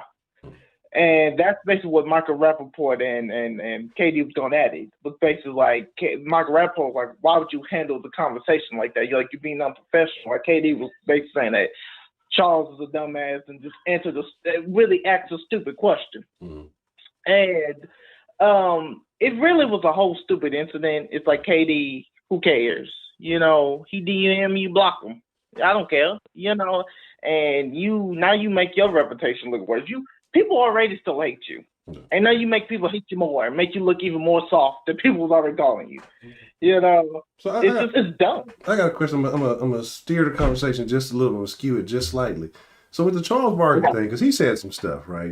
So everybody's mad at Charles because he said he feels like politicians, they create policies, they do things to sow discord and hate amongst rich and poor people, amongst black and white people, that he thinks because politicians they thrive off of this. Is how they keep their positions.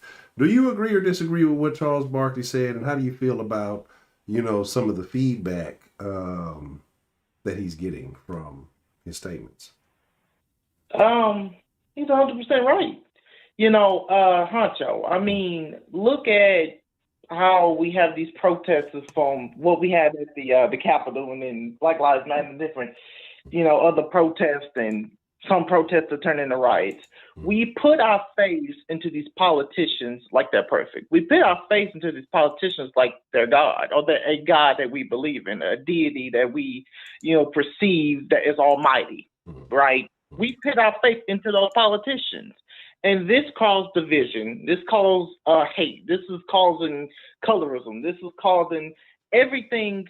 It's a domino effect, because at the end of the day, these politicians are not God. They are human beings. They have emotions. They make mistakes, and they have opinions and biases just like everybody else. And put all these faces in these politicians, we never even think that we're so biased to our politician. We never ever think the other way, or ever try to think that maybe they could be wrong about a certain situation. Try to look at it, try to be a devil's advocate about a certain topic. We automatically think they're right. Where in every instance, a Republican or a Democrat is always right. It's an opinion of everything. And to say, oh, it's always this, this causes division, and this causes hate, because we believe in these same people who, let's be honest, both Democrats and Republicans are not for us. They got special interests in the people that they want to please, which is a lot of businesses, big businesses, Wall Street.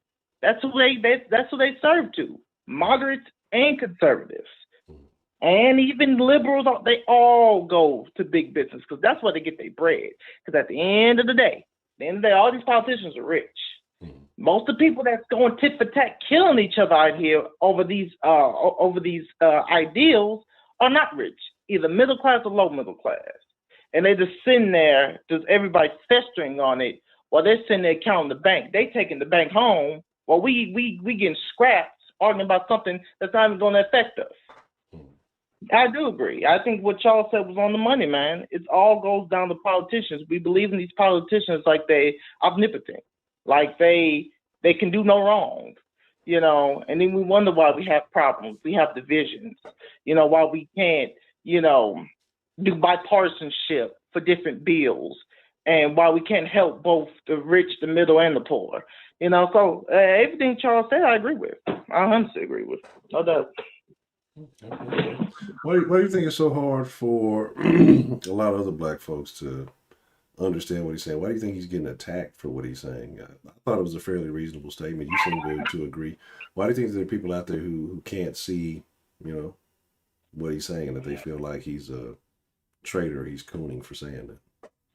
He's not a coon, because he can say nothing about black folks. What he says, I agree with. I do believe, honestly, most black folks and most white folks are good people. You just got a couple bad apples here and there. That's true. I don't think the average white person is just racist to the bone. I don't think the average black person is trying to rob you, hood. No, I think averagely you're going to see you get good black people and good white people. That's bad niggas, because niggas and black people are two different things. Get that straight. Love black people, I hate niggas. Okay, two different things. And the backlash is just like I just told you, Honcho. You got rid of, like I told you this before, but it goes with what I said. it's a generational thing. You know, when your grandma's been Democrat, when your daddy's been Democrat, when your mama's been Democrat, when your older brother or sister been Democrat, well, what are you going to believe in? You don't see nothing else. Because to them, this is all you've seen. You never ever think that maybe I should try to make an opinion for myself. Maybe I should go out there and maybe try to hear the other side, and I might agree with a certain policy or something they say. No, you don't do that. You, because of family, of friends, or probably everybody of that family has been Democrat or Republican, that's all you're going to believe in. Your family, especially for black people. I mean, damn, Honcho, we vote 80%. I'm not even 80. I think 90% Democrat. I mean, there is no difference of opinion, you know. And when somebody speaks out of line, it comes off as you're being a coon. No, Charles is being educated. This is the difference. We never ever try to look for both sides. I'm not saying that you're educated, like if you're a Democrat, right? And you really do your research and you really believe in that, you are educated. I'm saying it's not like one of those things that, oh, just to be an educated black person, you got to be conservative. I'm not saying that. I told this before. I'm saying it's do your research on both sides. Stop always thinking bias to one side, and then when somebody schools you on the other side, you don't understand. You know, what Charles is saying is just a fact. At the end of the day, all of these politicians are not for us. But, you know, Joe gives a couple funky, stimulus checks. He going to put Harriet Tubman on the $20 bill, you know, oh, he for the people. The symbolism. Where's the real bill, Honcho? Is he going with Kamala Harris, who's supposed to be black, or is he going with different black leaders in the urban neighborhoods to sign some bills to help these poor neighborhoods, to help black-owned businesses? I'm not saying it. But symbolism. It's saying the right things at the right time to the right people is what's going to make people happy. You know, and that's the problem. You know if he called there Ice is Cube no. What'd you say, Honcho? So you know if Joe called Ice Cube yet? Oh man, I don't think he called Ice Cube yet. Ice Cube, they took away Friday from Ice Cube. We trying to get Friday back. What are you talking about? They took away Friday from Ice Cube. No, they did. That's why if you look at his Instagram, he's been tweeting every Friday, Free Friday. New Line Cinema said they're not making any more sequels to Friday, man. They not doing it. Now Ice Cube is trying to free Friday and trying to make more sequels, and they got the control of it. Yeah. It's been crazy, man. So, you know, I mean, it's one of those things. Is Ice Cube stepped out of line in politics, and they trying to get him. He said something he wasn't supposed to say. He wasn't supposed to go outside the line of the Democratic Party. He's supposed to stay in line. And then when he went out of line, you know, Hollywood's a messy game, man. They gonna mess you over any way they get if you don't follow in line to what they say, you know. And that's what I mean. Politics, it rims over, and the government rims over everything we do like a god. And they have all the control. But while we are suffering and while we are going at each other's necks, like I say, they taking that bag home. All money, all cash, you know. And I mean, these politicians, they people too. They make mistakes. They do some sick shit. You seen what Matt Gaetz is doing? How he's up for a federal investigation about that 17-year-old girl that he paid for. Come on, man. I mean, stop believing in these politicians like they're gonna give you something, because they ain't. If you ain't working for it, you ain't gonna get it. That's just the bottom line. So let's talk about something a little bit more upbeat, right? Mm-hmm. You're a young music aficionado. I know what you about to talk about. I'm happy about this one. What's up? You get a chance to catch the verses last night. Did I? Okay. Yeah. Let me tell you something. I just told you this before, Honcho, and everybody in the den. Let me tell you something. Your boy's 18, right? But he's about a good 57 in the head. You know?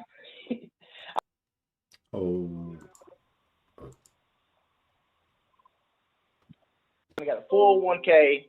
I'm on the pension. I'm just playing with you. But it's one of those things. Yeah, I've seen it. Man, that was good, man.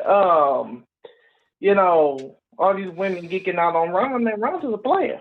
He's been doing that shit for years. Feel me? I mean, come on now. I mean, blacks don't crack. I mean, do you see the man? The man's like 79, and then he looks like 60 something. Yes. I mean, come on. The man came in with the fur coat.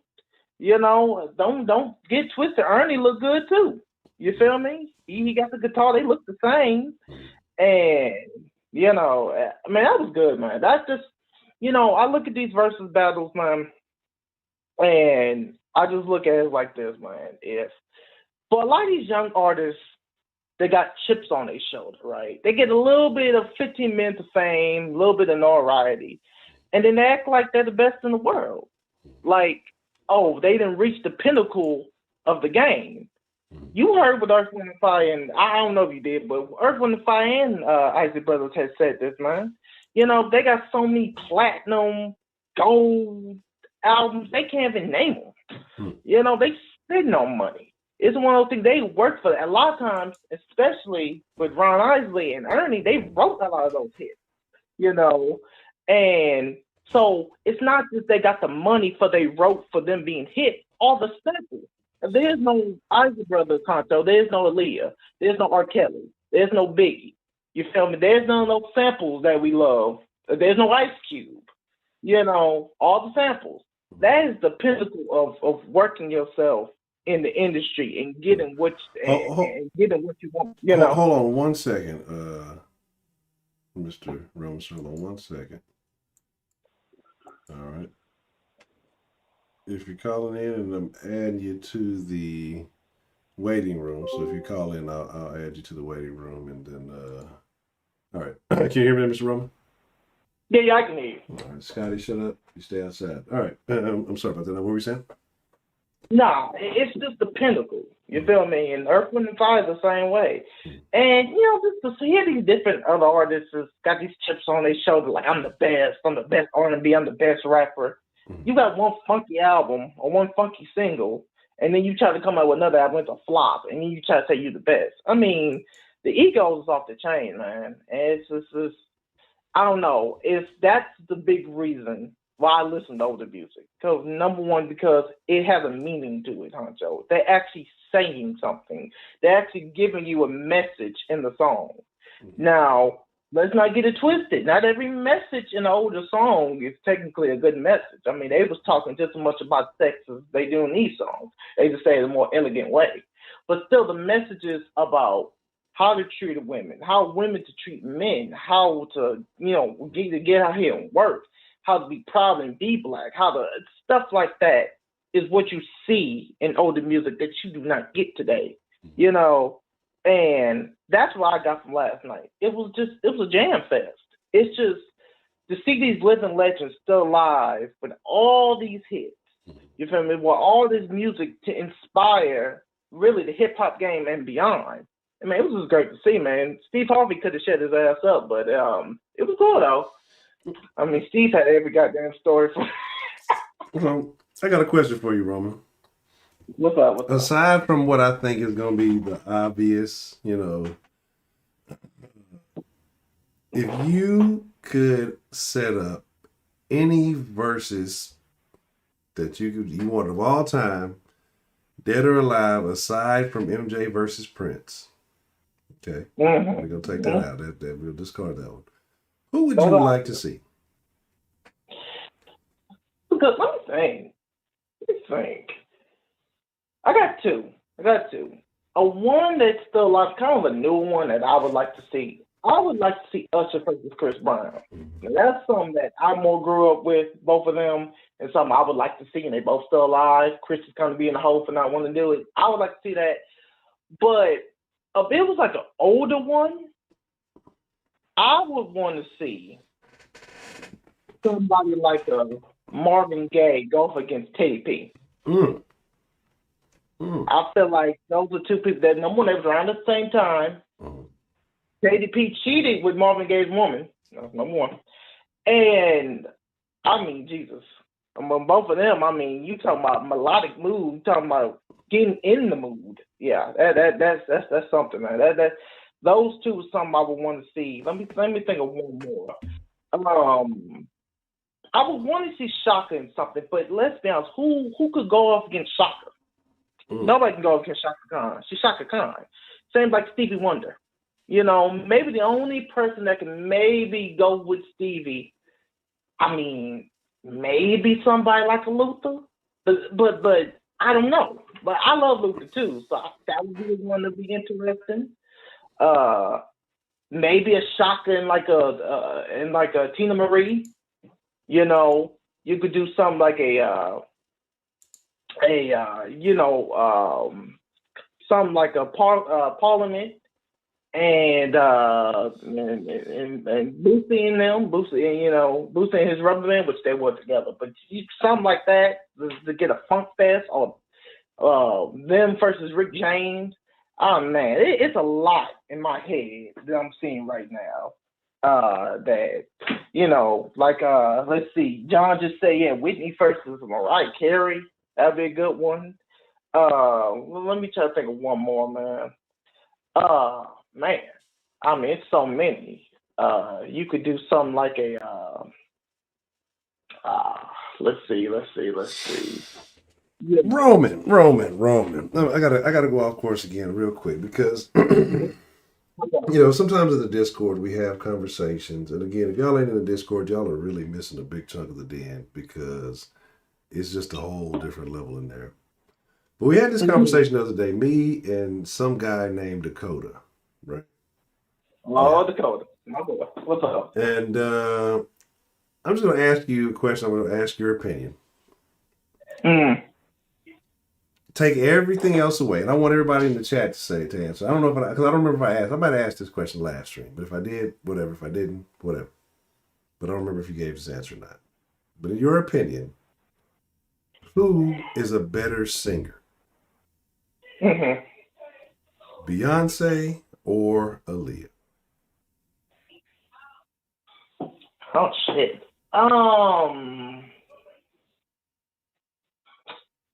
Let me tell you something. Beyonce's first album was shit. I gotta say that first album when she got the diamonds on and shit. Man. She jammed on that first album. But Aaliyah, oh man. Especially with her with Kels, and then even her when she started making stuff with Timbaland. Now, look. Now let's look at this. Let's look at this for what it is, okay? Now, now was Aaliyah really jamming, or was Timbaland beats going hard? Now we're talking about them for their own talent, right? Because them beats, Timbaland was that nigga at that point in time. Everything he dropped was heat. Beyonce didn't necessarily have that luxury. So I'm just talking about pure vocal talent. In your opinion, who is a better singer? Beyonce or was Aaliyah a better singer?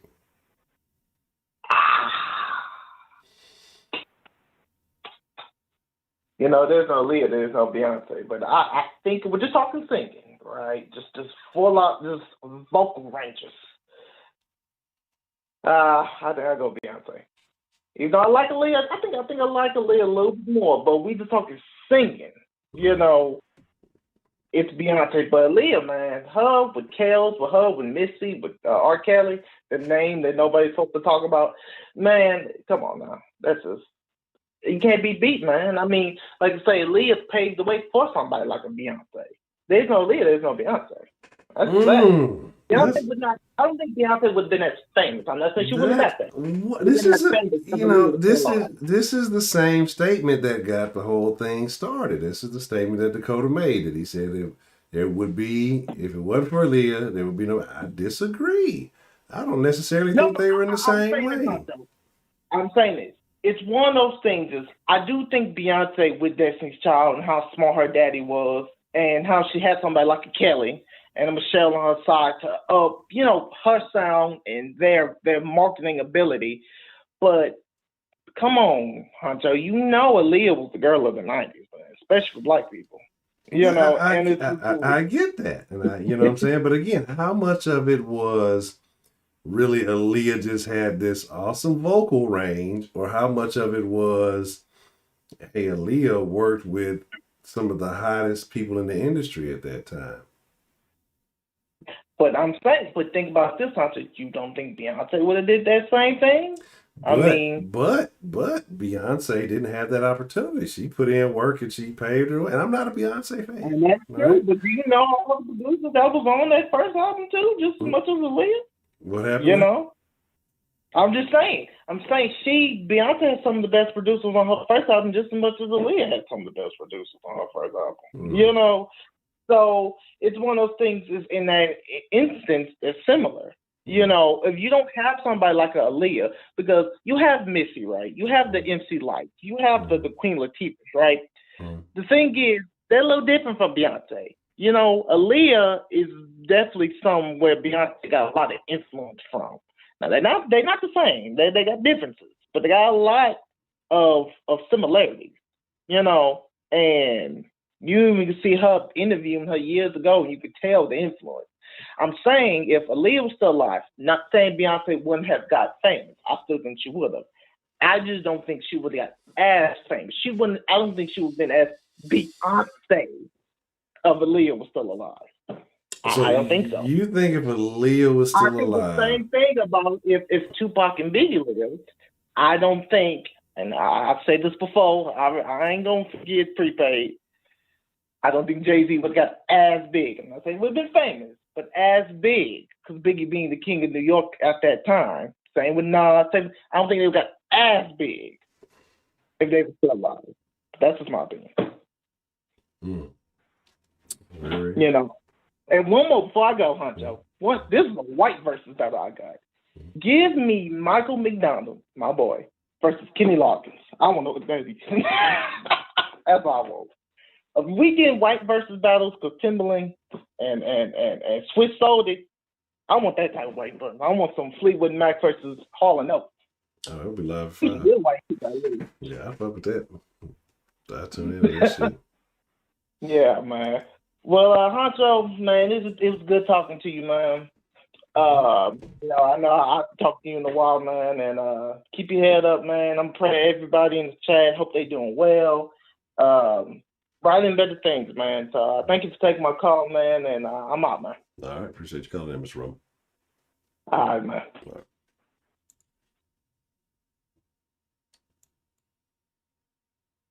All right. All right. Shout out to Mr. Roman. Make sure. All right, there we go. And then whenever you're ready, sir, you just unmute yourself. Now, y'all getting crazy in the chat. You can't let the marquee have nothing. Hey, can you hear me? Yes, sir. How you doing this evening, Mr. Dan? Hey, what's up, Honcho? Man, it's been a minute. How you doing, bro? I'm doing good, sir. What's on your mind, Mr. Dan, of all the crazy shit that's been going on the last couple of weeks? Whew, man. I've been focused mainly on school, and my background check's going to get back from this place I'm going to be employed at pretty soon. So just waiting for that to get back, and I'll start working there. That's all I'm focusing on myself and my family, of course, since things have happened recently. Well, first off, I got to say one thing. Y'all forget, in terms of like white boys in the 80s who was killing the game, in terms of soul singing and R&B, I know it's kind of weird, but George Michael, when he went solo, it wasn't no fucking joke. So, motherfucking Careless Whisper, that motherfucker was singing about getting caught cheating. Killed the game, bro. I don't give a fuck. All right. Look, so we're doing all this. We might have to have we ain't had a karaoke in a while. I might have to pull out a karaoke in the Discord real soon. Look, I'm terrible. I will not do that. Y'all have fun. I did enough karaoke in Japan. I'm garbage. When I'm drunk, I'm even worse. I ain't gonna play that shit. Put on the show for the people. It is what it is. Right. Yes, sir. But as you said, a lot of shit been popping off. Well, number one, DMX, man. I was like, I'm surprised it didn't happen sooner. You know, I've seen this man essentially self-destruct throughout the years. Because, I mean, back in like 96, 97, 98, that motherfucker was the king of New York with his rap shit. Rough Riders, put on all his people. Eve, Dragon was his brother, and all the other. I don't even know everybody else in Rough Riders group, but you know, them two was like, you know, it's him off of his stuff. He had Belly, motherfucking Belly. And nigga, this is a hood classic, nigga. Learn how to put motherfucking weed in the bag first, then get money. Dog, that shit is quotable for life. Damn, and that's real shit. Learn how to put the weed in the bag first, then you get money. Stop doing shit out of order. Put the weed in the bag first. Shit. But anyway, that man been self-destructing for years. I mean, you gotta laugh sometimes at just some stuff. But seeing him on that hospital bed, man. He's in his 50s, and it brings me back to my dad, seeing him on his hospital bed after he passed away. I don't like seeing that because, it shit is sad, man. Because, at one point, I'm sure he was a multi-millionaire. You cannot be doing that much good music at the time back then. But I don't know where the money went, bad decisions, lawyers, been in and out of jail, and addiction. Addiction is a monster, man. I've witnessed it. I had dealt with it myself years ago. Addiction will destroy you. It will end you. And he should have known that lesson already. So I have some sympathy for his family and things like that. But him, man, I just don't know what to say. I hope he feels better. Initially, when I heard the reports, they said it was brain dead. So I'm already thinking, all right, well, he's toe tagged. It is what it is. Yeah, so I've been hearing vegetative state. I saw people trying to put out there, that he was breathing on his own, but I don't know about that. A lot of everything I've been seeing is saying he's been in a vegetative state, and so it's probably not too hard for him, man. Well, yeah, I hope he pulls through, man. I'm not one of these people who wants something terrible to happen just say I was right. Fuck that. That's insane. A brother said drag on out his brother. Well, hey, there you go. Okay. Anyway, listen. All right, he looked like him, though. He looked like him. Shit. Okay. I got you. Thank you, Mr. Broderick. Yes, on the money. All right. But yeah, man, I hope DMX recovers and hope there's not any permanent damage besides what's already been done. I've seen family members degrade from years of drug abuse, and their speech is slurred and they're missing teeth and all this other shit. This shit is sad, man. It's just sad, man. You just gotta leave that shit alone, man. Find something else. Find Jesus. Find Allah. Find Krishna. Just find something. Find your family, your kids. It's fucking sad. But that's what I have to say about DMX, man. I hope he pulls through. And, I hope he leaves that shit alone once and for all, man. Okay, thank you. Thank you, Broderick. Yes, okay, to have any brother. Okay, I appreciate it. Mr. Black Wikipedia right here. Thank you, Broderick. Okay. Now, the next story, Broderick.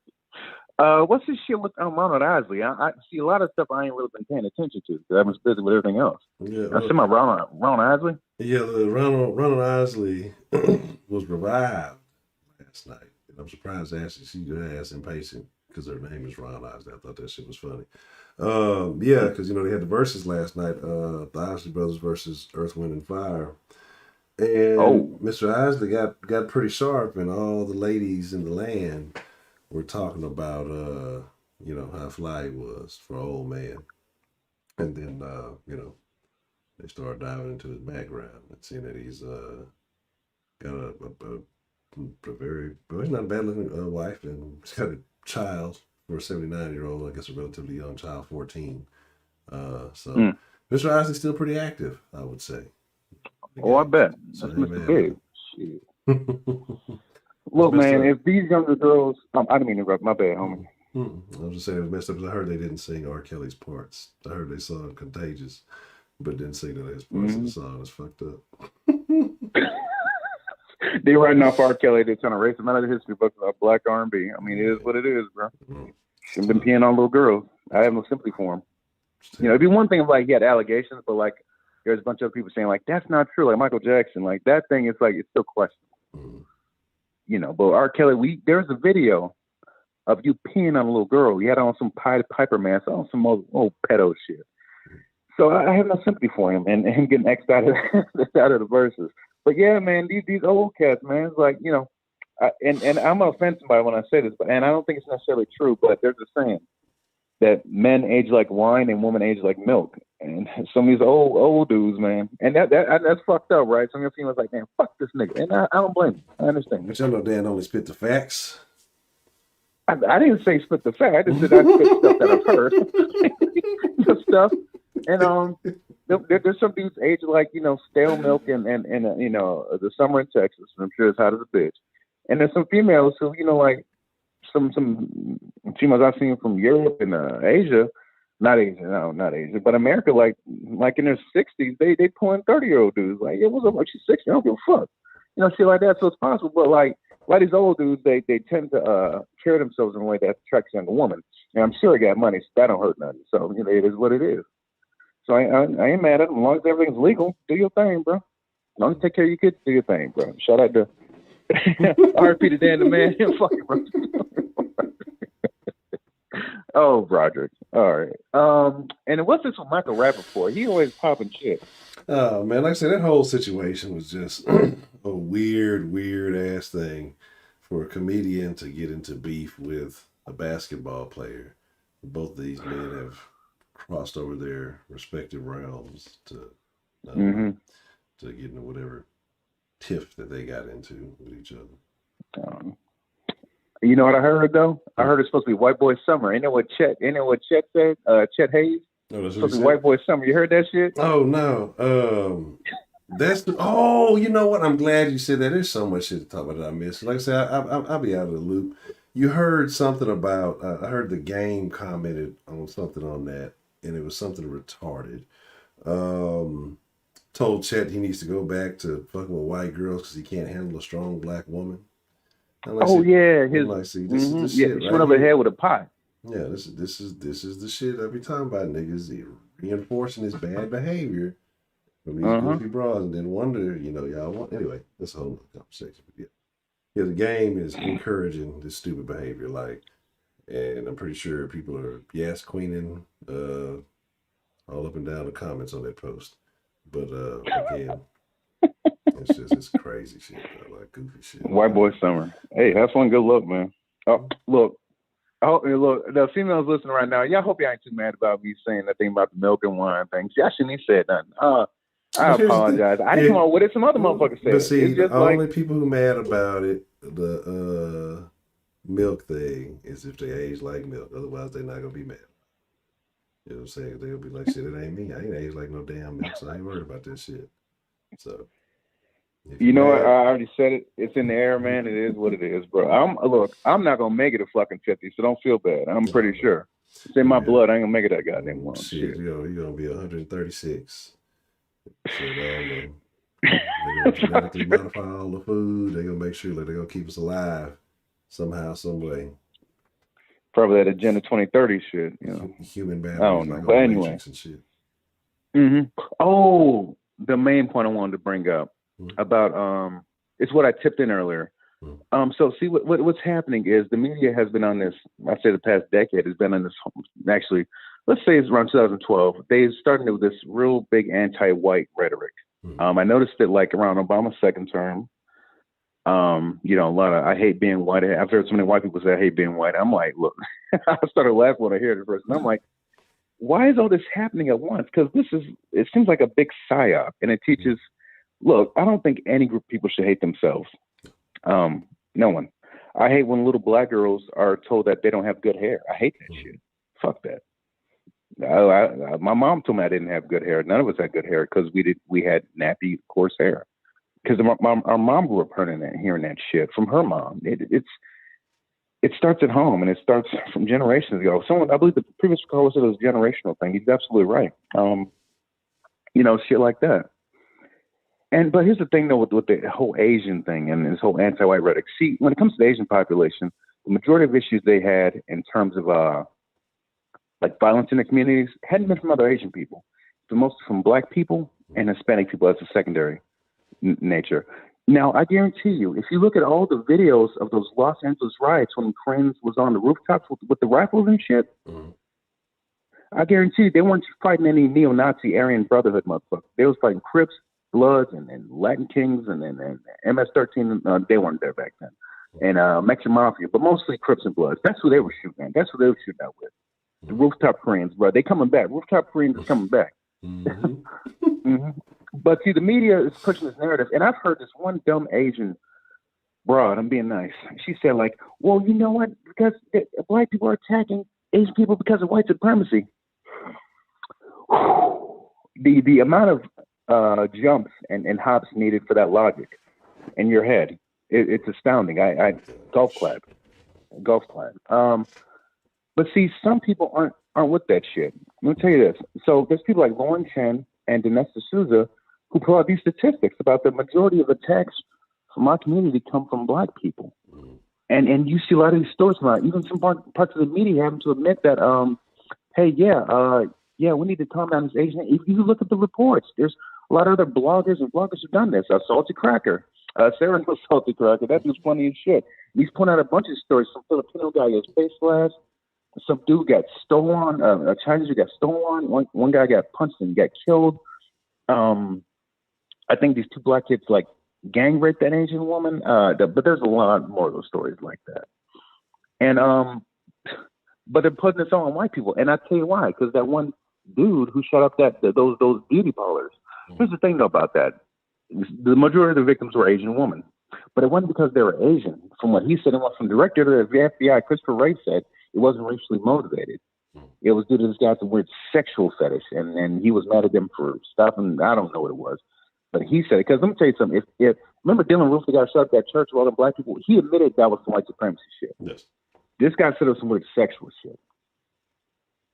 So, totally different matter. Just the thing is, this is what the media can grab onto to, push this narrative. But they're having to back up on that narrative because as tragic as this one incident was, that this fucking incel-looking lunatic shot up a bunch of massage parlors, there's way more stories of black people and a few Latino people assaulting Asians. Way more stories. There you go, Miss Grace. Yeah, look, as long as you have hair, you have good hair. I don't have hair anymore, so I'm out of that equation. So just reading the comments. And it's real funny with that whole thing too. When you look at these shootings and even in that situation, like you're talking about that, because they're pushing that Nazi rhetoric, whatever. But the mass shooting thing is really funny to me because that's something that we always say. Oh, it's always white men. But in the definition of mass shooting, if I'm not mistaken, is 4 or more people shot, which I would think. Yep. Since you got 2 or more, seems mass, and one person should be getting shot. But so anyway, whatever. But when you apply it under that principle, they put out a little what do they call that? Like a collage of all the faces. Yep. Of people who have been accused. I've seen it. It looks a lot different than the rhetoric that we love to hear. When you look at it like that, how many times niggas will run up in somewhere and shoot a bunch of shit up? You know what I'm saying? Like shit, just old buddy the other day over the fucking tax shit. That was a mass shooting, but it's not gonna be classified. He killed 6 people. Oh, no, he killed 4 people. Right? He killed the woman, killed her brother, killed her cousin, and killed her child from a different man. That's a mass shooting right there. And wounded somebody else. So it's like. That's a mash. That's what I'm saying. But it's not going to be identified like that. We're not going to talk about it like that. You know what I'm saying? It shit don't happen in the hood all the time, niggas. Hey, you get caught slipping. Hey, it is what it is. But it's like, but we don't identify those things like that. But when you look at it under those terms, shit, niggas is the biggest proponents of mass shooting in the country. Like, you know what I mean? It's some wild shit. But again, the media picks and chooses, and when they pick and choose like that, it skews the way motherfuckers think about or see reality because they don't know how to go and find it on their own. You know what I'm saying? They got them believing all this bullshit. Like, motherfuckers got to start unplugging and really thinking, learn how to think for themselves. But a lot of people won't because, the narrative suits them. So they'll keep pushing it. Yeah, of course. Absolutely. And that's my thing right there, bro. It's like this narrative. But the narrative is getting fucked up because all these crimes keep coming in. So I'm not chuckling at the fact these people are getting raped and maimed and murdered, because that whole $150 thing that's been going on in New York and Chicago for a minute, and it happens to a lot of tourists. There was actually a Japanese tourist a few years ago. No, this was this summer actually. The summer of Black Lives Matter. He just showed up in the city to play at a music concert. He ended up getting permanently injured. He can't play an instrument anymore. That was his job, and he was like his first second day in New York. And niggas showed him what time it was. And this happens a lot, and what's the thing about YG that John from New York was talking about? They pulled the YG song. This dude was, Meet the Flockers. He was literally telling you, find an Asian neighborhood and sneak in and kick in the door, da-da-da-da-da. Yeah, it's like that. Yep. So, a lot of these black hoodlums have been preying on the Asian community for a long time. Like I said, since the 90s, really. Remember the Rodney King riots? That's a lot of the stores they're trying to rob and burn. But them Koreans said, "Fuck y'all niggas." So woo, yeah, they was playing with y'all. And it's gonna come to that point again because But see, the thing is, though, the main narrative they're trying to push there, like since Trump's out of office, everything we're all racially harmonious now, even though Biden been ducking the bill, M calls and shit, Yes. he ain't responded to them yet, and I don't know what they were expecting. Look, they got paid. They should be happy happy they got the Trump money. stood. They got the money. They should be happy they got the money. They might as well just take the money and run. Like, look, you got there, get the fuck multi-million dollars. Billions of fucking dollars, fucking them motherfuckers there. That shit's ridiculous.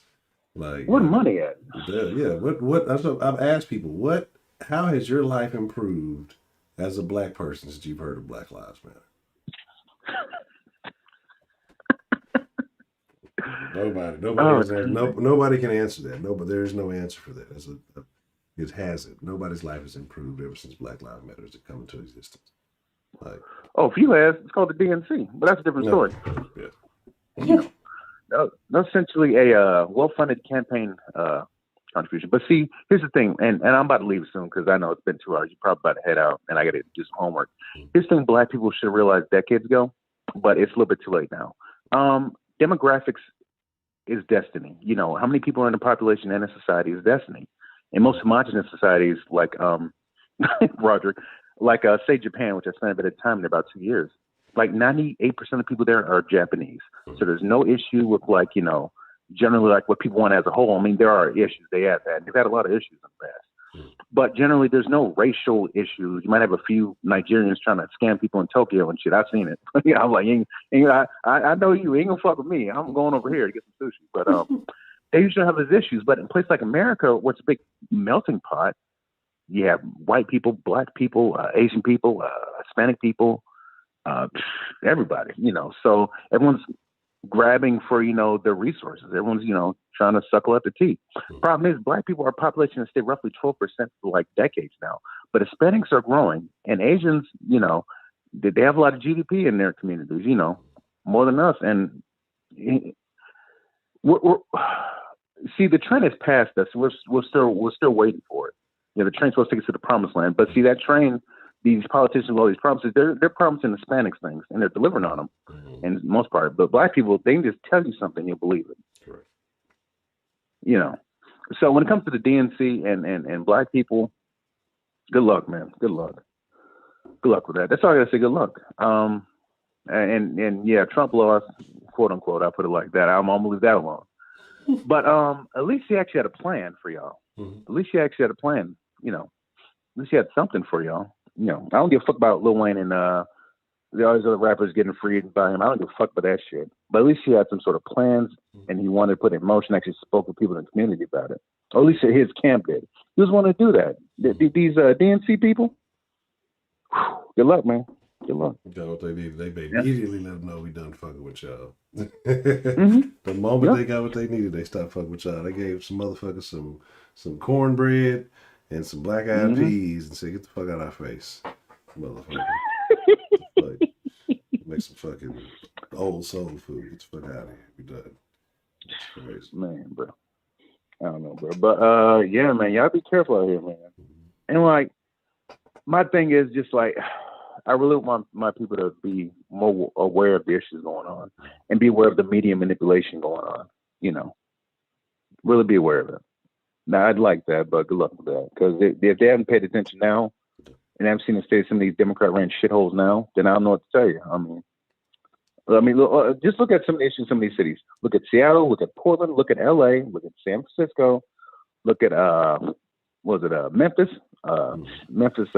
Tennessee, look at Detroit, D-Toilet, look at Baltimore, Baltimore Murderland, Look at these cities that have been run by Democrats for like decades and see how fucked they are. Am I saying Republican cities are any better? Not necessarily, but it's moderately improved, I would imagine. But I mean, in certain cases, or Chirac, look at Chirac. God damn, man. It's like y'all doing the same shit, expected different. This is the definition of insanity. Doing the same shit, electing the same kind of people in there, expecting something to change. That's troubling. But one more thing people need to realize. Both these parties are corrupted, Just understand that. There's the DNC machine, every once in a while someone like Tulsi Gabbard who goes against like the machine and they put on the outskirts, and then you have someone like Trump who somehow gets elected magically, in my humble opinion, because that shit shouldn't have happened. and he ends up like making enemies on both sides. You know, these clear Republican decrepit fossils like Mitt Romney. You know, they hate him, and then you have obviously Pelosi and Schumer, all those other dickheads. They hate him. So I really feel bad for him because he got betrayed by everybody in my humble opinion. Almost everybody, including his vice president. I thought it was really amusing. It's over for black people. Oh, yeah. I agree. I don't want to agree with you, but I kind of do. Man, I'm telling you, Damn, it's done. It's done. That's what I'm telling you. You gotta look out for y'all. It's done. Like I was like, you gotta look at. There's no chance. It's done. You know what I'm saying? Like I said, I feel sorry for the youth. You know what I'm saying? I feel sorry for your mother. I'm like, fucking, it's over, bro. What you say about my mama?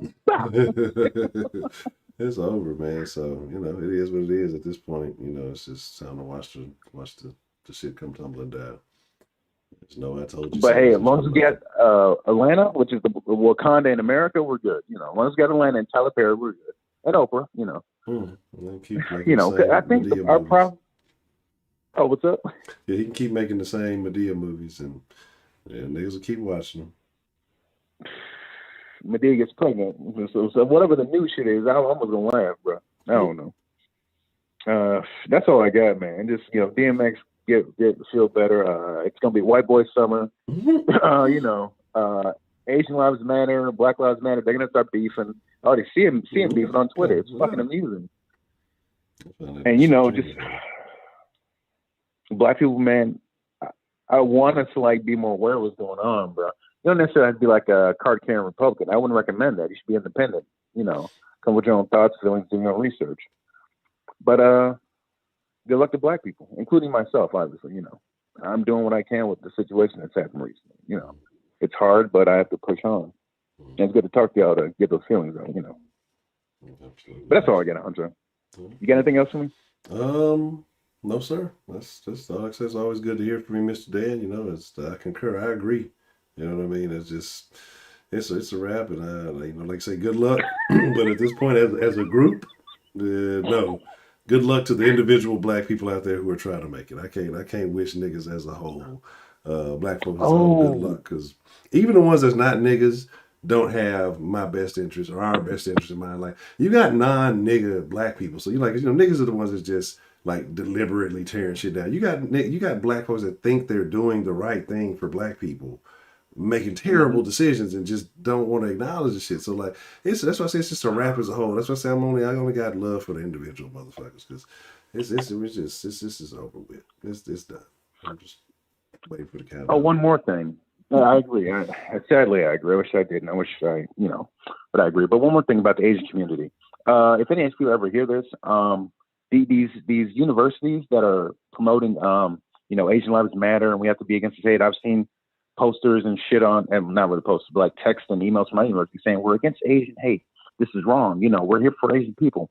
I call bullshit on some of these universities because the Trump administration was going to be doing an investigation into some of the discriminatory practices some of these big Ivy League universities, probably many others, were doing against Asian students because they were denying them admission, not because they didn't have the grades. No, majority of them had amazing grades, like 4.5, which I didn't know existed. That shit. I got a 3.5. Bob got a 3.3 in this semester. It's been a rough semester, but they're denying them just because they're Asian, and they're trying to fill in slots for a lot of Black and Hispanic students. Now the problem with that is, some of these Black and Hispanic students don't have the necessary requirements, but they're trying to fill these quotas in. So the ones who accept less than their standards of students just to fill that quota. Probably some of the students, when they get there, sure, we enrolled this many Black this semester. How many of them dropped out because of grades? How many of them didn't have the funding for it? It's, they're having to take like ridiculous student loans. You know what I'm saying? You might not fit in at Yale, but might be fine at UNC, which is way cheaper. And it's a state school. It's not these private universities.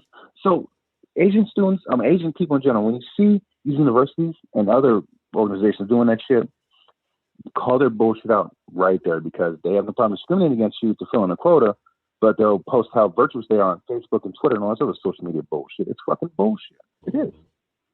And that was my final point. That's what I forgot earlier. But that's all I got, Honcho.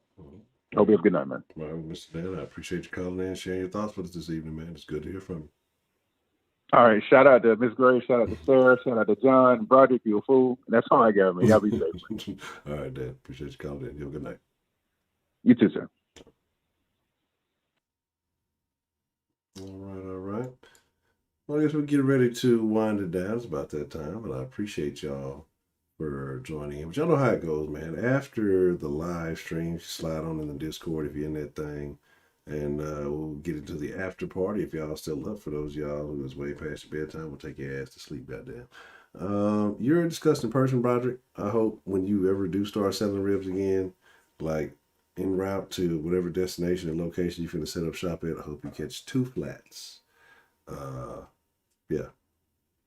And then I hope that you forget to properly refrigerate the ribs and they go bad.